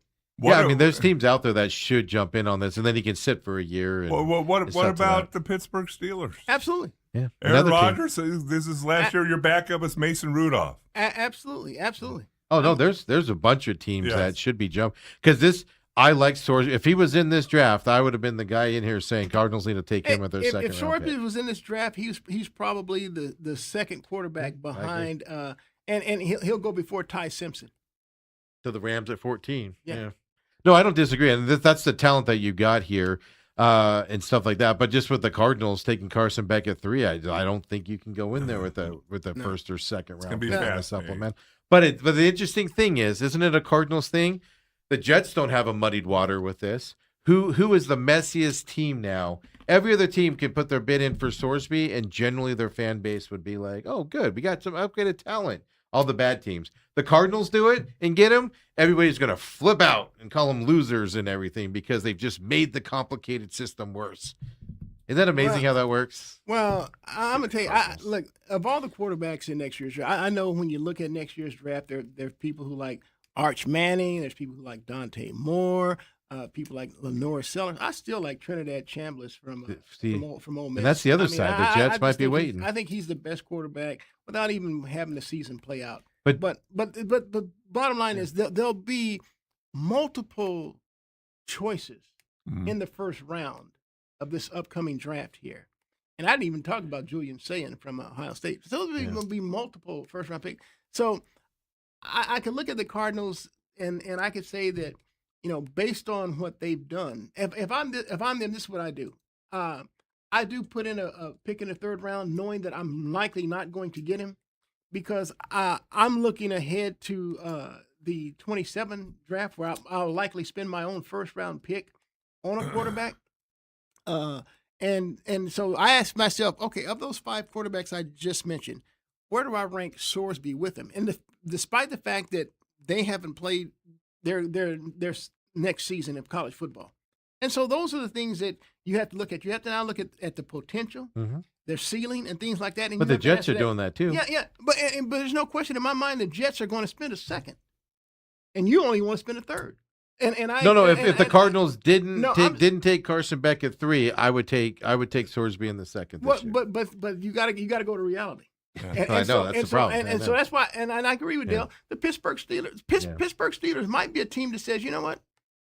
Let's send in that. Well, because let's send in that first. Because the Steelers aren't going to be bad enough to get one of those top guys. They're not going to be 1 through 5 picks next year. Because in theory. because they're saying, look, under Tomlin we never missed the playoffs. We don't expect that to change under McCarthy. Exactly. And so we're always going to be late teens, early 20s. Yeah. And so let's send in that first. Right. Send in that first. And just see. Yeah, I don't disagree. So that's kind of where it goes. But the Cardinals need to put it in, I think. Show that you're trying to improve your team. It's when they sit back and go, oh, we didn't want to do that. No, even if it's a 4th rounder, put it in. Put in a 6th rounder Well, just because well, you make an effort Well, for it. you won't even have to get to that. Have your point. name in there. You'll never get to that point I when know. when the Steelers have taken them at 1 or the The way I Jets at understand, 2. the way I understand is they just say what round would you take him in, Yeah. and so everybody, like you said, emails in and unless says it 3rd, leaks- 2nd. Unless it Yeah. leaks, So you can put in 90% of teams 6. don't even know Yeah. whether they put in or So, not. so you could put in 6 ahead of time, and then it just doesn't get to you, and whatever. It's kind of like the claims process. You don't know who puts in the claims for guys until it gets awarded. Kind of a deal. Robert said, if the Cardinals pick Sorsby, it'll be okay for the national media. Will continue to bash him. If it's a marquee team, he will turn into a darling. And that is true. I think his problem, to be honest, we talked about this before. I think his problem with college was Texas Tech was his problem. Sure. If he would have got, if this would have been Arizona State, Utah, I'll even argue some SEC teams. Yeah, they'd argue inside the SEC. Like if it was LSU, people would bash LSU for it. But it would just, everybody would kind of be okay with the move. And, he's working on it. The problem was they went to the most hated team in college football. No. Here's the deal. See, Cincinnati knows this. Everybody else knows this. Yeah. Texas, when they lost their starting quarterback, Texas Tech, when they lost their starting quarterback to graduation, they said, okay, here's a transfer portal. Who do we like, guys? Sorsby.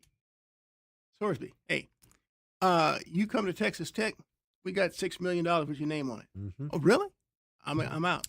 Yeah. And so Arizona, any other school is not in there because Texas Tech, they went to their boosters and said, hey, look, this is what it's take. This guy we think that can continue our Big 12 run. I'm not saying he has a chance. I'm saying it's the fact he went to Texas Tech was his biggest problem because that is the school everybody's targeting is trying to buy a winning there's program. no question. There's no and question everybody they're hates buying. him for it. There's no question. Everybody hates him for it. So take out the money side. I'm just saying that's why it's even worse there. Is everybody can jump onto that bandwagon of Texas Tech because they're so brash with their spending on top of it. So let's get into some Diamondback stuff. So when we come back, let's talk about it. Torian Waldsmith going down. Torian Pavin last night, Pavin shutting everybody up. Hey, Pavin Smith, 50 points better in his batting average from yesterday morning to this morning. Talk about that and more. Come on back with Bruce Cooper, the main event.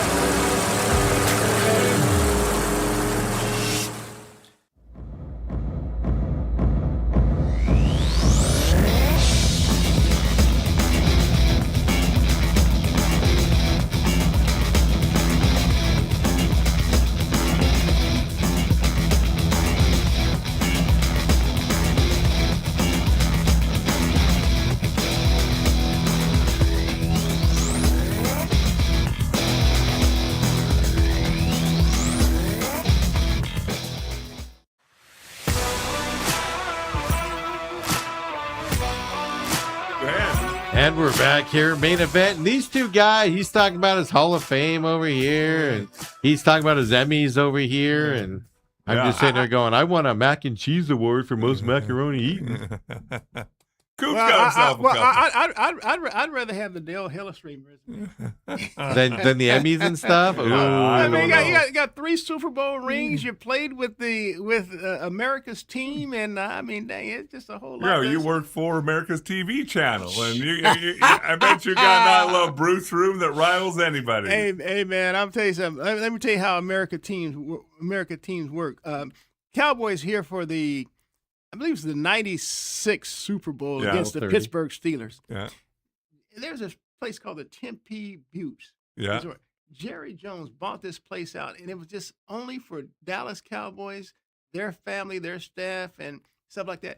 And so I remember I went there with my photographer post Super Bowl. Now this is the next day, and there's just all kinds of Dallas Cowboy fans, out there. I'm making my way through there and stuff. And so we're by the bus because they won't let you get in. It's security. They won't let you get in any further. So you're just hoping that a big star will walk towards the bus so you can get, because the guy's bringing the luggage, putting it in and stuff like that. I didn't even see Dale Hellestrae come out, man. I mean, come on, man. I saw a bunch of you other want to faces. know why Dale Hellestrae didn't come out? Because he was gone. Because I was staying a couple extra days at the Buttes, and Troy was staying over. We went golfing a couple days and hung out. So the one thing I never understood, and I don't think I ever told you this, Steve, after the Super Bowl, you're up late. I would think you're up late even if you lose, but obviously when you win, that's all I do is win Super Bowls. They always schedule the flight at 8 o'clock the next morning. It's like, what's the rush? Yeah. Why not schedule for noon? Let you sleep in a little bit, and whatever. You're out till 2 or 3 o'clock. Anyway, it never made any sense to me. But let's talk Pavement Smith. That's his big complaint. You got trying to wake us up early to get on the plane home. But they got to pay for it. I got a Super Bowl check. I remember waking up and going to the bathroom, looking out the shade and see everybody out there getting on the bus. I'm like, damn, I'm glad I didn't have to pack and get all that stuff done this morning. So I worked at a different hotel in town, and the Cowboys would stay there when they come into town to play the Cardinals in the same division. And I remember Dion standing on top of the staircase like that. And Dale always goes, "You don't remember Dale?" I was like, "I never saw Dale. I saw Emmett. I saw Dion. I saw all the other guys. Coop, Giesick. Coop, you'll get a kick out of this too. Never saw Hellestrae." And so we had to wear a coat and tie on the flight. Now, the way we traveled, once we got really good, was we went to a hangar in Dallas, parked our car in a secure lot. Nobody's there except for Cowboys stuff. Walk on the plane, get on the plane, fly to wherever. Buses meet us at the tarmac. We get on the bus, see nobody, go to the hotel. They let us off in the back. We walk through trash cans or whatever to get our keys, go to room. We change, and I'm like, why are we wearing a coat and tie for us? Yeah, that is true. So Yeah, come on, man. I do remember those days. Yeah. Like even post 9/11, what they would do, because you had the security and stuff like that. So what you do, I just tell you how the Cardinals work. We went to the Cardinals training facility, and so they had airport personnel there that you had to like go through the screening and stuff. And so you get on the bus, and so then they take you straight onto the tarmac, so you never went inside. So then it's the same thing when you're coming back. They would send FAA personnel there, and you had to take your shoes and everything, and stuff like that, just to go through the screening there on the tarmac area, and you get on. So that's how the Cardinals did it. I'm not sure how you guys did it in Dallas. Well, I was pre 9/11. Oh, yeah, you that's always right, came that's through right. the front at the hotel I worked at. I know that. I remember that. I remember you guys and Dan Marino. I think it was New York, Philadelphia, Washington, because there'd always be like 1,000 fans out in the lobby. They take it in the back. Oh no, they had it all roped off. I remember I'd have everybody standing there waiting for you guys. All right, enough Rope of it out. yesteryear. How about Pavement Smith? Dion Coop? used to stand at the top of the stairs and rattle his chains, and everybody cheer for him and everything. Emmett yelled at this. I got a quick Emmett story. Emmett yelled at this girl because she goes, "Your name, sir?" Because they didn't have to check in. They're in the back. They just get their keys. She goes, "Your name, sir?" And he goes, "I'm Emmett Smith. Don't you know who I am?"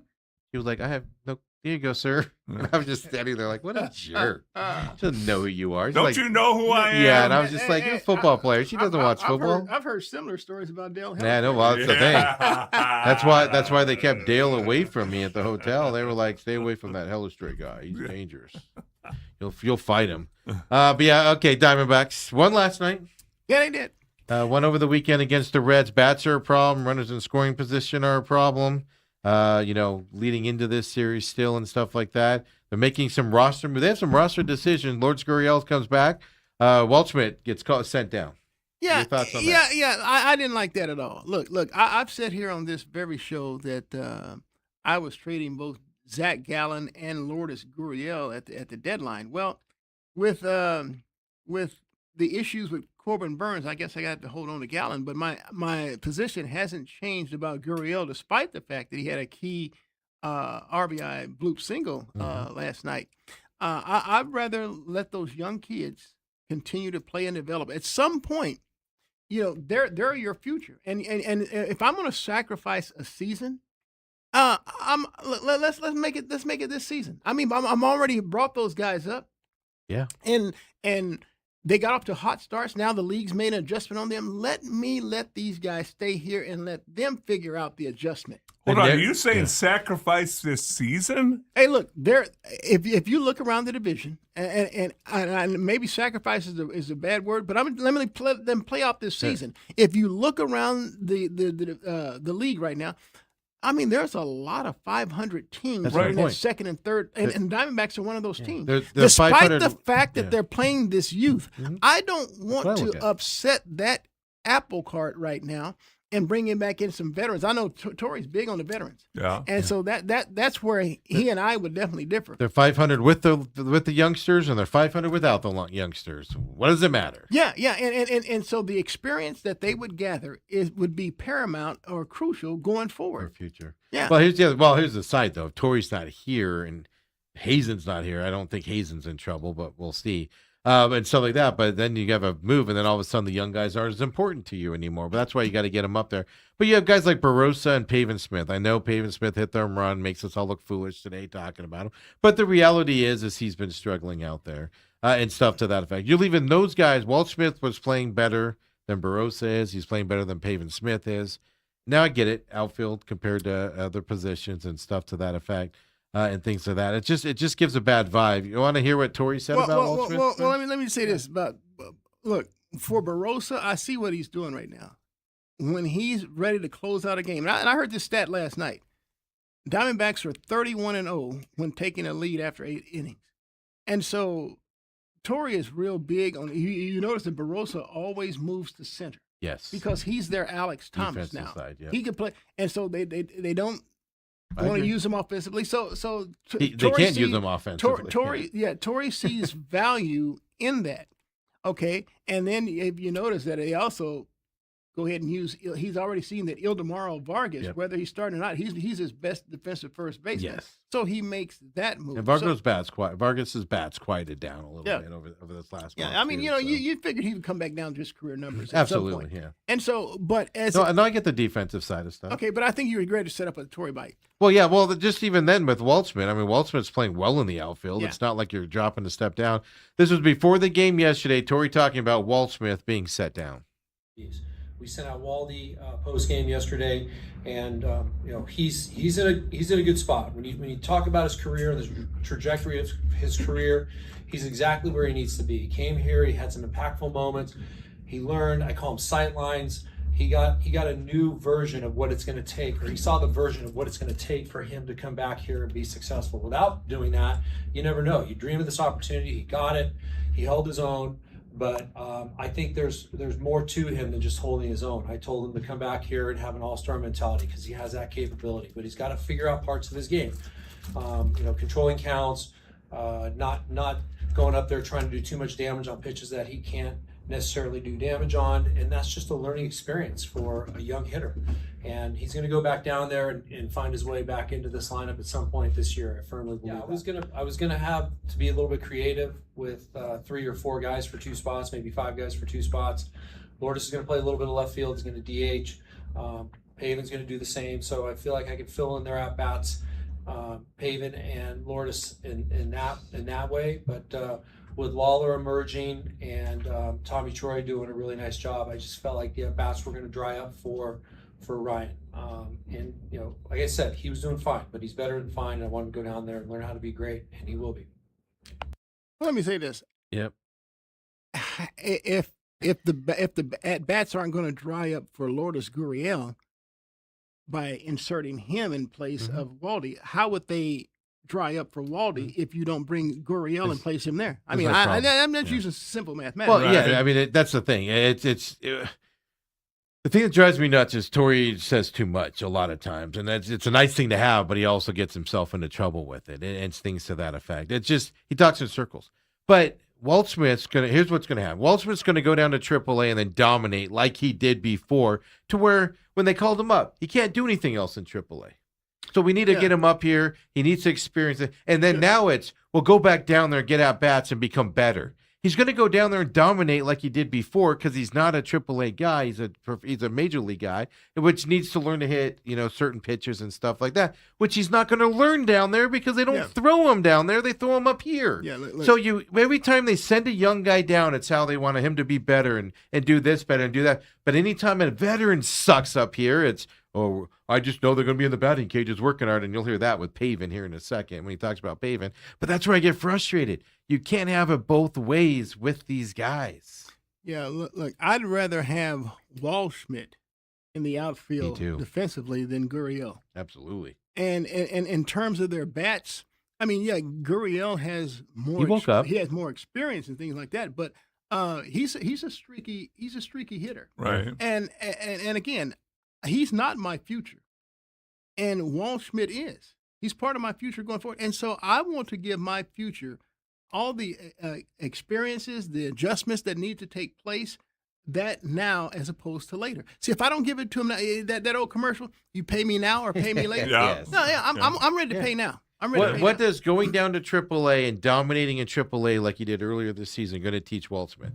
It's not going to teach him anything. They're not throwing those high sweeper pitches that he can't hit right now. They're not throwing those in AAA like they are in the pros. He needs to be up here seeing them and figuring out how to hit them and stuff to that effect if you want to. But then the other side of it is you're sending down Waldschmidt, who I think right now is just a better player than Gurriel, better than Barossa. I know that the defensive side, better than Barossa, better than Pavin Smith right now, and I know there's caveats to that.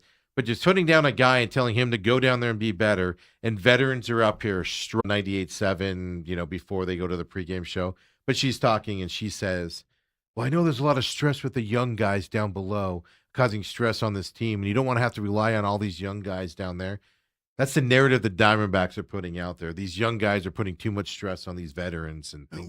And the narrative needs to go away. You need to play the young guys. That's the stupidest thing I've ever heard. Well, I don't know. I got one better. It was probably 4, 5, 6 years ago now, where some of the Diamondbacks pitchers were getting rattled when somebody get up in the bullpen when they get up a couple innings. That was a storyline for a little bit. And I'm like, you're gonna put that out there? I mean, do they have a fragile mentality? Yes, fragile side? I mean, they look. do. Yeah, Let they me do. tell They you do. something. What I saw last night from the Diamondbacks really kind of excited me, and this has been part of the problem. It's not, the young kids aren't the problem. It's your veteran leaders that have not gotten the job done. Now, by Torrey sending Jerry down in the batting order, I think that really helped him because now he's come back. And look, That took him way too long to do it. Yeah. And check this out. So Jerry finishes 4th in the MVP voting a year ago. I don't know if he put too much pressure on himself, or maybe he didn't. He thought he had arrived, and he didn't put in the same work. But he struggled big time, and that affected the overall performance of the team. We can get to say the same thing about Ketel Marte, but let me show you what I saw last night. This is why I know Jerry. I mean, they set him down, and in the batting order, he started to really come alive. So now they moved him back up. So he was batting second last night, and so he's on first base. Corbin and look, he's working his pitches now. I mean, he's working these walks now. He's getting back to being Jerry. He's on first base. There's one out. Corbin Carroll's up. Corbin lifts a fly ball, the medium short right field, but it's in the foul territory. So you have the first and second baseman running out, the right fielder running in. Jerry, being smart, because a lot of people play halfway. Now the ball's going foul territory. He comes back to first and tags up.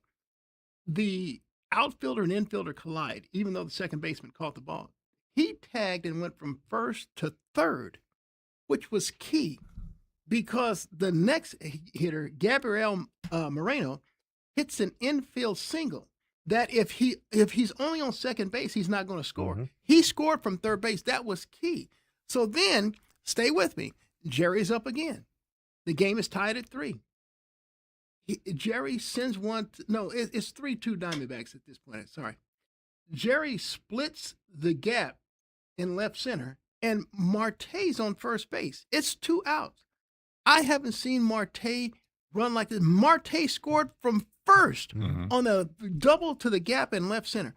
And Marte was running his butt. I haven't seen him run like that. So if I get two veteran players like Jerry and Marte playing the way they were, we're not having this discussion about the rookies. You haven't seen Marte run that ball on the base pass since the All-Star game last year. Yeah. It didn't matter. Yeah, you're right. That's when he did it. Well, he got a day's rest before and he got a week's rest after. So, really quick, Torian picked Pavin, of course. It's a giant home run yesterday. Kind of alleviates it there. And everybody's just asking, like, what is your affiliation with the Pavins? Because they have roster decisions coming up where they're going to have to DFA guys. Yeah. Torian Pavin last night. This is after the game. Keep it in mind. Here's Tori's stock. Like that. Yeah. Pavin is just so steady with his emotions, and you don't know if he's feeling too high or if he's feeling too low. But with every swing that he's taken in the cage, I feel like he's getting closer to that feeling that he's looking for. He's a feel swinger. He wants to be able to find the barrel, and it just takes a little time to sync things up. So it was just great to watch him have that moment. It was special for him, and I knew in my gut I felt like that time was coming, because I always say Pavin can hit. Yeah, a lot of confidence in that man. Well, let me tell you something. When Pavin was at Virginia, look, he was a sweet swinging player. I thought for sure he would be a career like 300 hitter in Major League Baseball. So did the D-backs. I really did. Well, they went with him. And he's proven he's not that player. Yeah. I don't know what it is. And he's even had opportunities where injuries too. Well, he's had opportunities where he's based on injuries, not only to himself but to others. He's been put in a place where he had to be that guy. Now, keep in mind, they had some dude named Christian Walker here that was stunning his growth at first base. But they put him in the outfield. He was a starter in the outfield, and he was an everyday starter, and yet he still failed to live up to that being at 300 hitter. Right. Your thoughts on Pavin there, Dale? Close us out. You know what? They're on a couple game winning streak. Let's play it out. It's the Angels. Well. Last time I checked, these wins still count in the win column, don't they, Coop? Yeah. Hey, look. The Diamondbacks are 26-9 against teams under 500. Yeah. Yes. And they are 11-26 against teams that are 500 or better. 10 and 21. 10 and 21. Yeah, 10 and 21. Okay. Okay. Don't make it better than what it is. Yeah. Well, we'll see. There's again, my difficulty in baseball is there's still almost 100 games left. Well, yeah. Well, I don't disagree and to with talk you. about every game as if it's life and death. Well, it's the bigger picture. They're going to have to bring 3 players back here coming up, and they're going to have to make 3 roster moves. Everybody keeps getting hurt on their rehab assignments. They're not going to bring anybody up. That is true. Yeah. Look. You're not even bringing Santana back. That's not even an option. Coop, I will put money on it. Santana's going to get brought back up. I'll put money on it right now. Hey, they better DFA him as a defensive I replacement. don't even know why they moved him to the 60-day. DFA the guy. He is worthless. Are we getting any pitchers back here? We thought we were going to have all these pitchers at the All-Star break. At this point, it only looks like maybe Justin Martinez. But again, the way this bullpen is pitching right now, will be back. Yeah, the way the bullpen is pitching right now, I don't think that the Diamondbacks really need to rush anybody back. I mean, the only guy, just based on how the bullpen is pitched, the only guy that I would looking to bring back would have been Corbin Burns, but he's not going to come back now till at the earliest September. So I'm just the more you look at it, I'm not sure 500 is going to get you into the playoff conversation here at the end of the year, and that's I think the Diamondbacks usually go on like a post All-Star break roll. And so 2 years ago they didn't. The whole month of July was terrible. That was the World Series year. The whole month of July was terrible, and then they kind of got better through August and hit their stride going into the playoffs. But generally, you're right. Yeah, I don't know. Yeah, whether it's August or September, it's still post All-Star break. I mean, I'm just going to bring some certain logic to you. I'm just thinking like right after the All-Star break. But also last 2 years they've been in the playoff hunt and weren't able to get into the playoffs at the end. Because falter that final week. I mean, dang, Marte has to sit out. Yeah, and- what did they went down to like what the 2 years ago, the last day Yeah, of the last regular day. season, Right. Last and night, so they yeah. needed the Braves to sweep the Mets, and they wound up splitting, Yeah. so the Diamondbacks didn't get in. Well, they And had lost a game in that series before that put them in that position. Yeah, and then this past year, I think they went down to like maybe the penultimate game before. I think they, it was the last series. I think it was the was second to the last Padres, game or wasn't it? something like that. Yeah, It yeah, was Well, that's something why like that, that's why yeah. you got to win games Sure. June 16th, 17th, A- 18th. absolutely. And, Yeah, you can't go into Miami and get swept by the Marlins. No, Exactly. but you can come back and sweep the Angels. And here's the outrage with that. The Marlins won 8-0 and 2-0, 2 back-to-back shutouts. Yeah. They don't. It's like they have They- Cy Young award. They have Randy Johnson They and were- Kurt Schilling on their They roster. were Are you something freaking like kidding me? 11 of 157 with runners in scoring position Oh, in man, like it's- 15 it- games. it- Hey, it's been brutal. before we get out of here, Give us something positive, Dale. Well, I don't know if you'll think this is positive. Torts is not coming back to Vegas next year. Yeah, I just saw that. Who? Tortorella. Yeah, the Tortorella, John coach. Tortorella, who Oh. just took him. He's got hired 9 games for the end of the season. What does that tell you, Dale? I think he doesn't want to coach. I think you're right. I think maybe that, but also, I told you a lot of grumblings from my Vegas insiders and stuff I talked to of he just wouldn't make that goalie change when Hart was giving up 4 goals a game and didn't even go to Hill. Hill has the championship and stuff to that and wouldn't switch off with a goaltender. And the media there was kind of harping him on it. He was saying things like, "What's the stupidest thing I've ever heard?" I thought it was Carolina's goaltender. I can't think of his name right now. Oh no, Bussy. Yeah. I thought Came in. this guy was just nails. He was outstanding. I mean, so it didn't matter. Oh, could make you cry. Could play his videos with his mom after he won the Stanley Cup, and Steve Beautiful allows no thing. crying at press conferences or championships. oh no, Steve doesn't. no, he can cry because he was literally on the waste pile of garbage. Nobody wanted him, and he went in and won 3 Stanley Cup games, hosting that trophy up. Did you see really quick? Did you see Carolina's trainer every day after practice? Every time people were in there before they left, he made them lift up a concrete block, lift it from the ground and up. Every player did it and everything. Practicing They had no idea. He was having him practice. That's the same weight as the cup. And he was having him practice lifting the cup all season long. They didn't even know it was happening. Isn't that amazing? And then there's the Diamondbacks. Oh, I tweaked my shoulder coming back from injury again. Well, not every player is like that. Coop, as always, thank you very much. For everybody else, we'll be back tomorrow morning, 8 o'clock. Come and join us. What was that?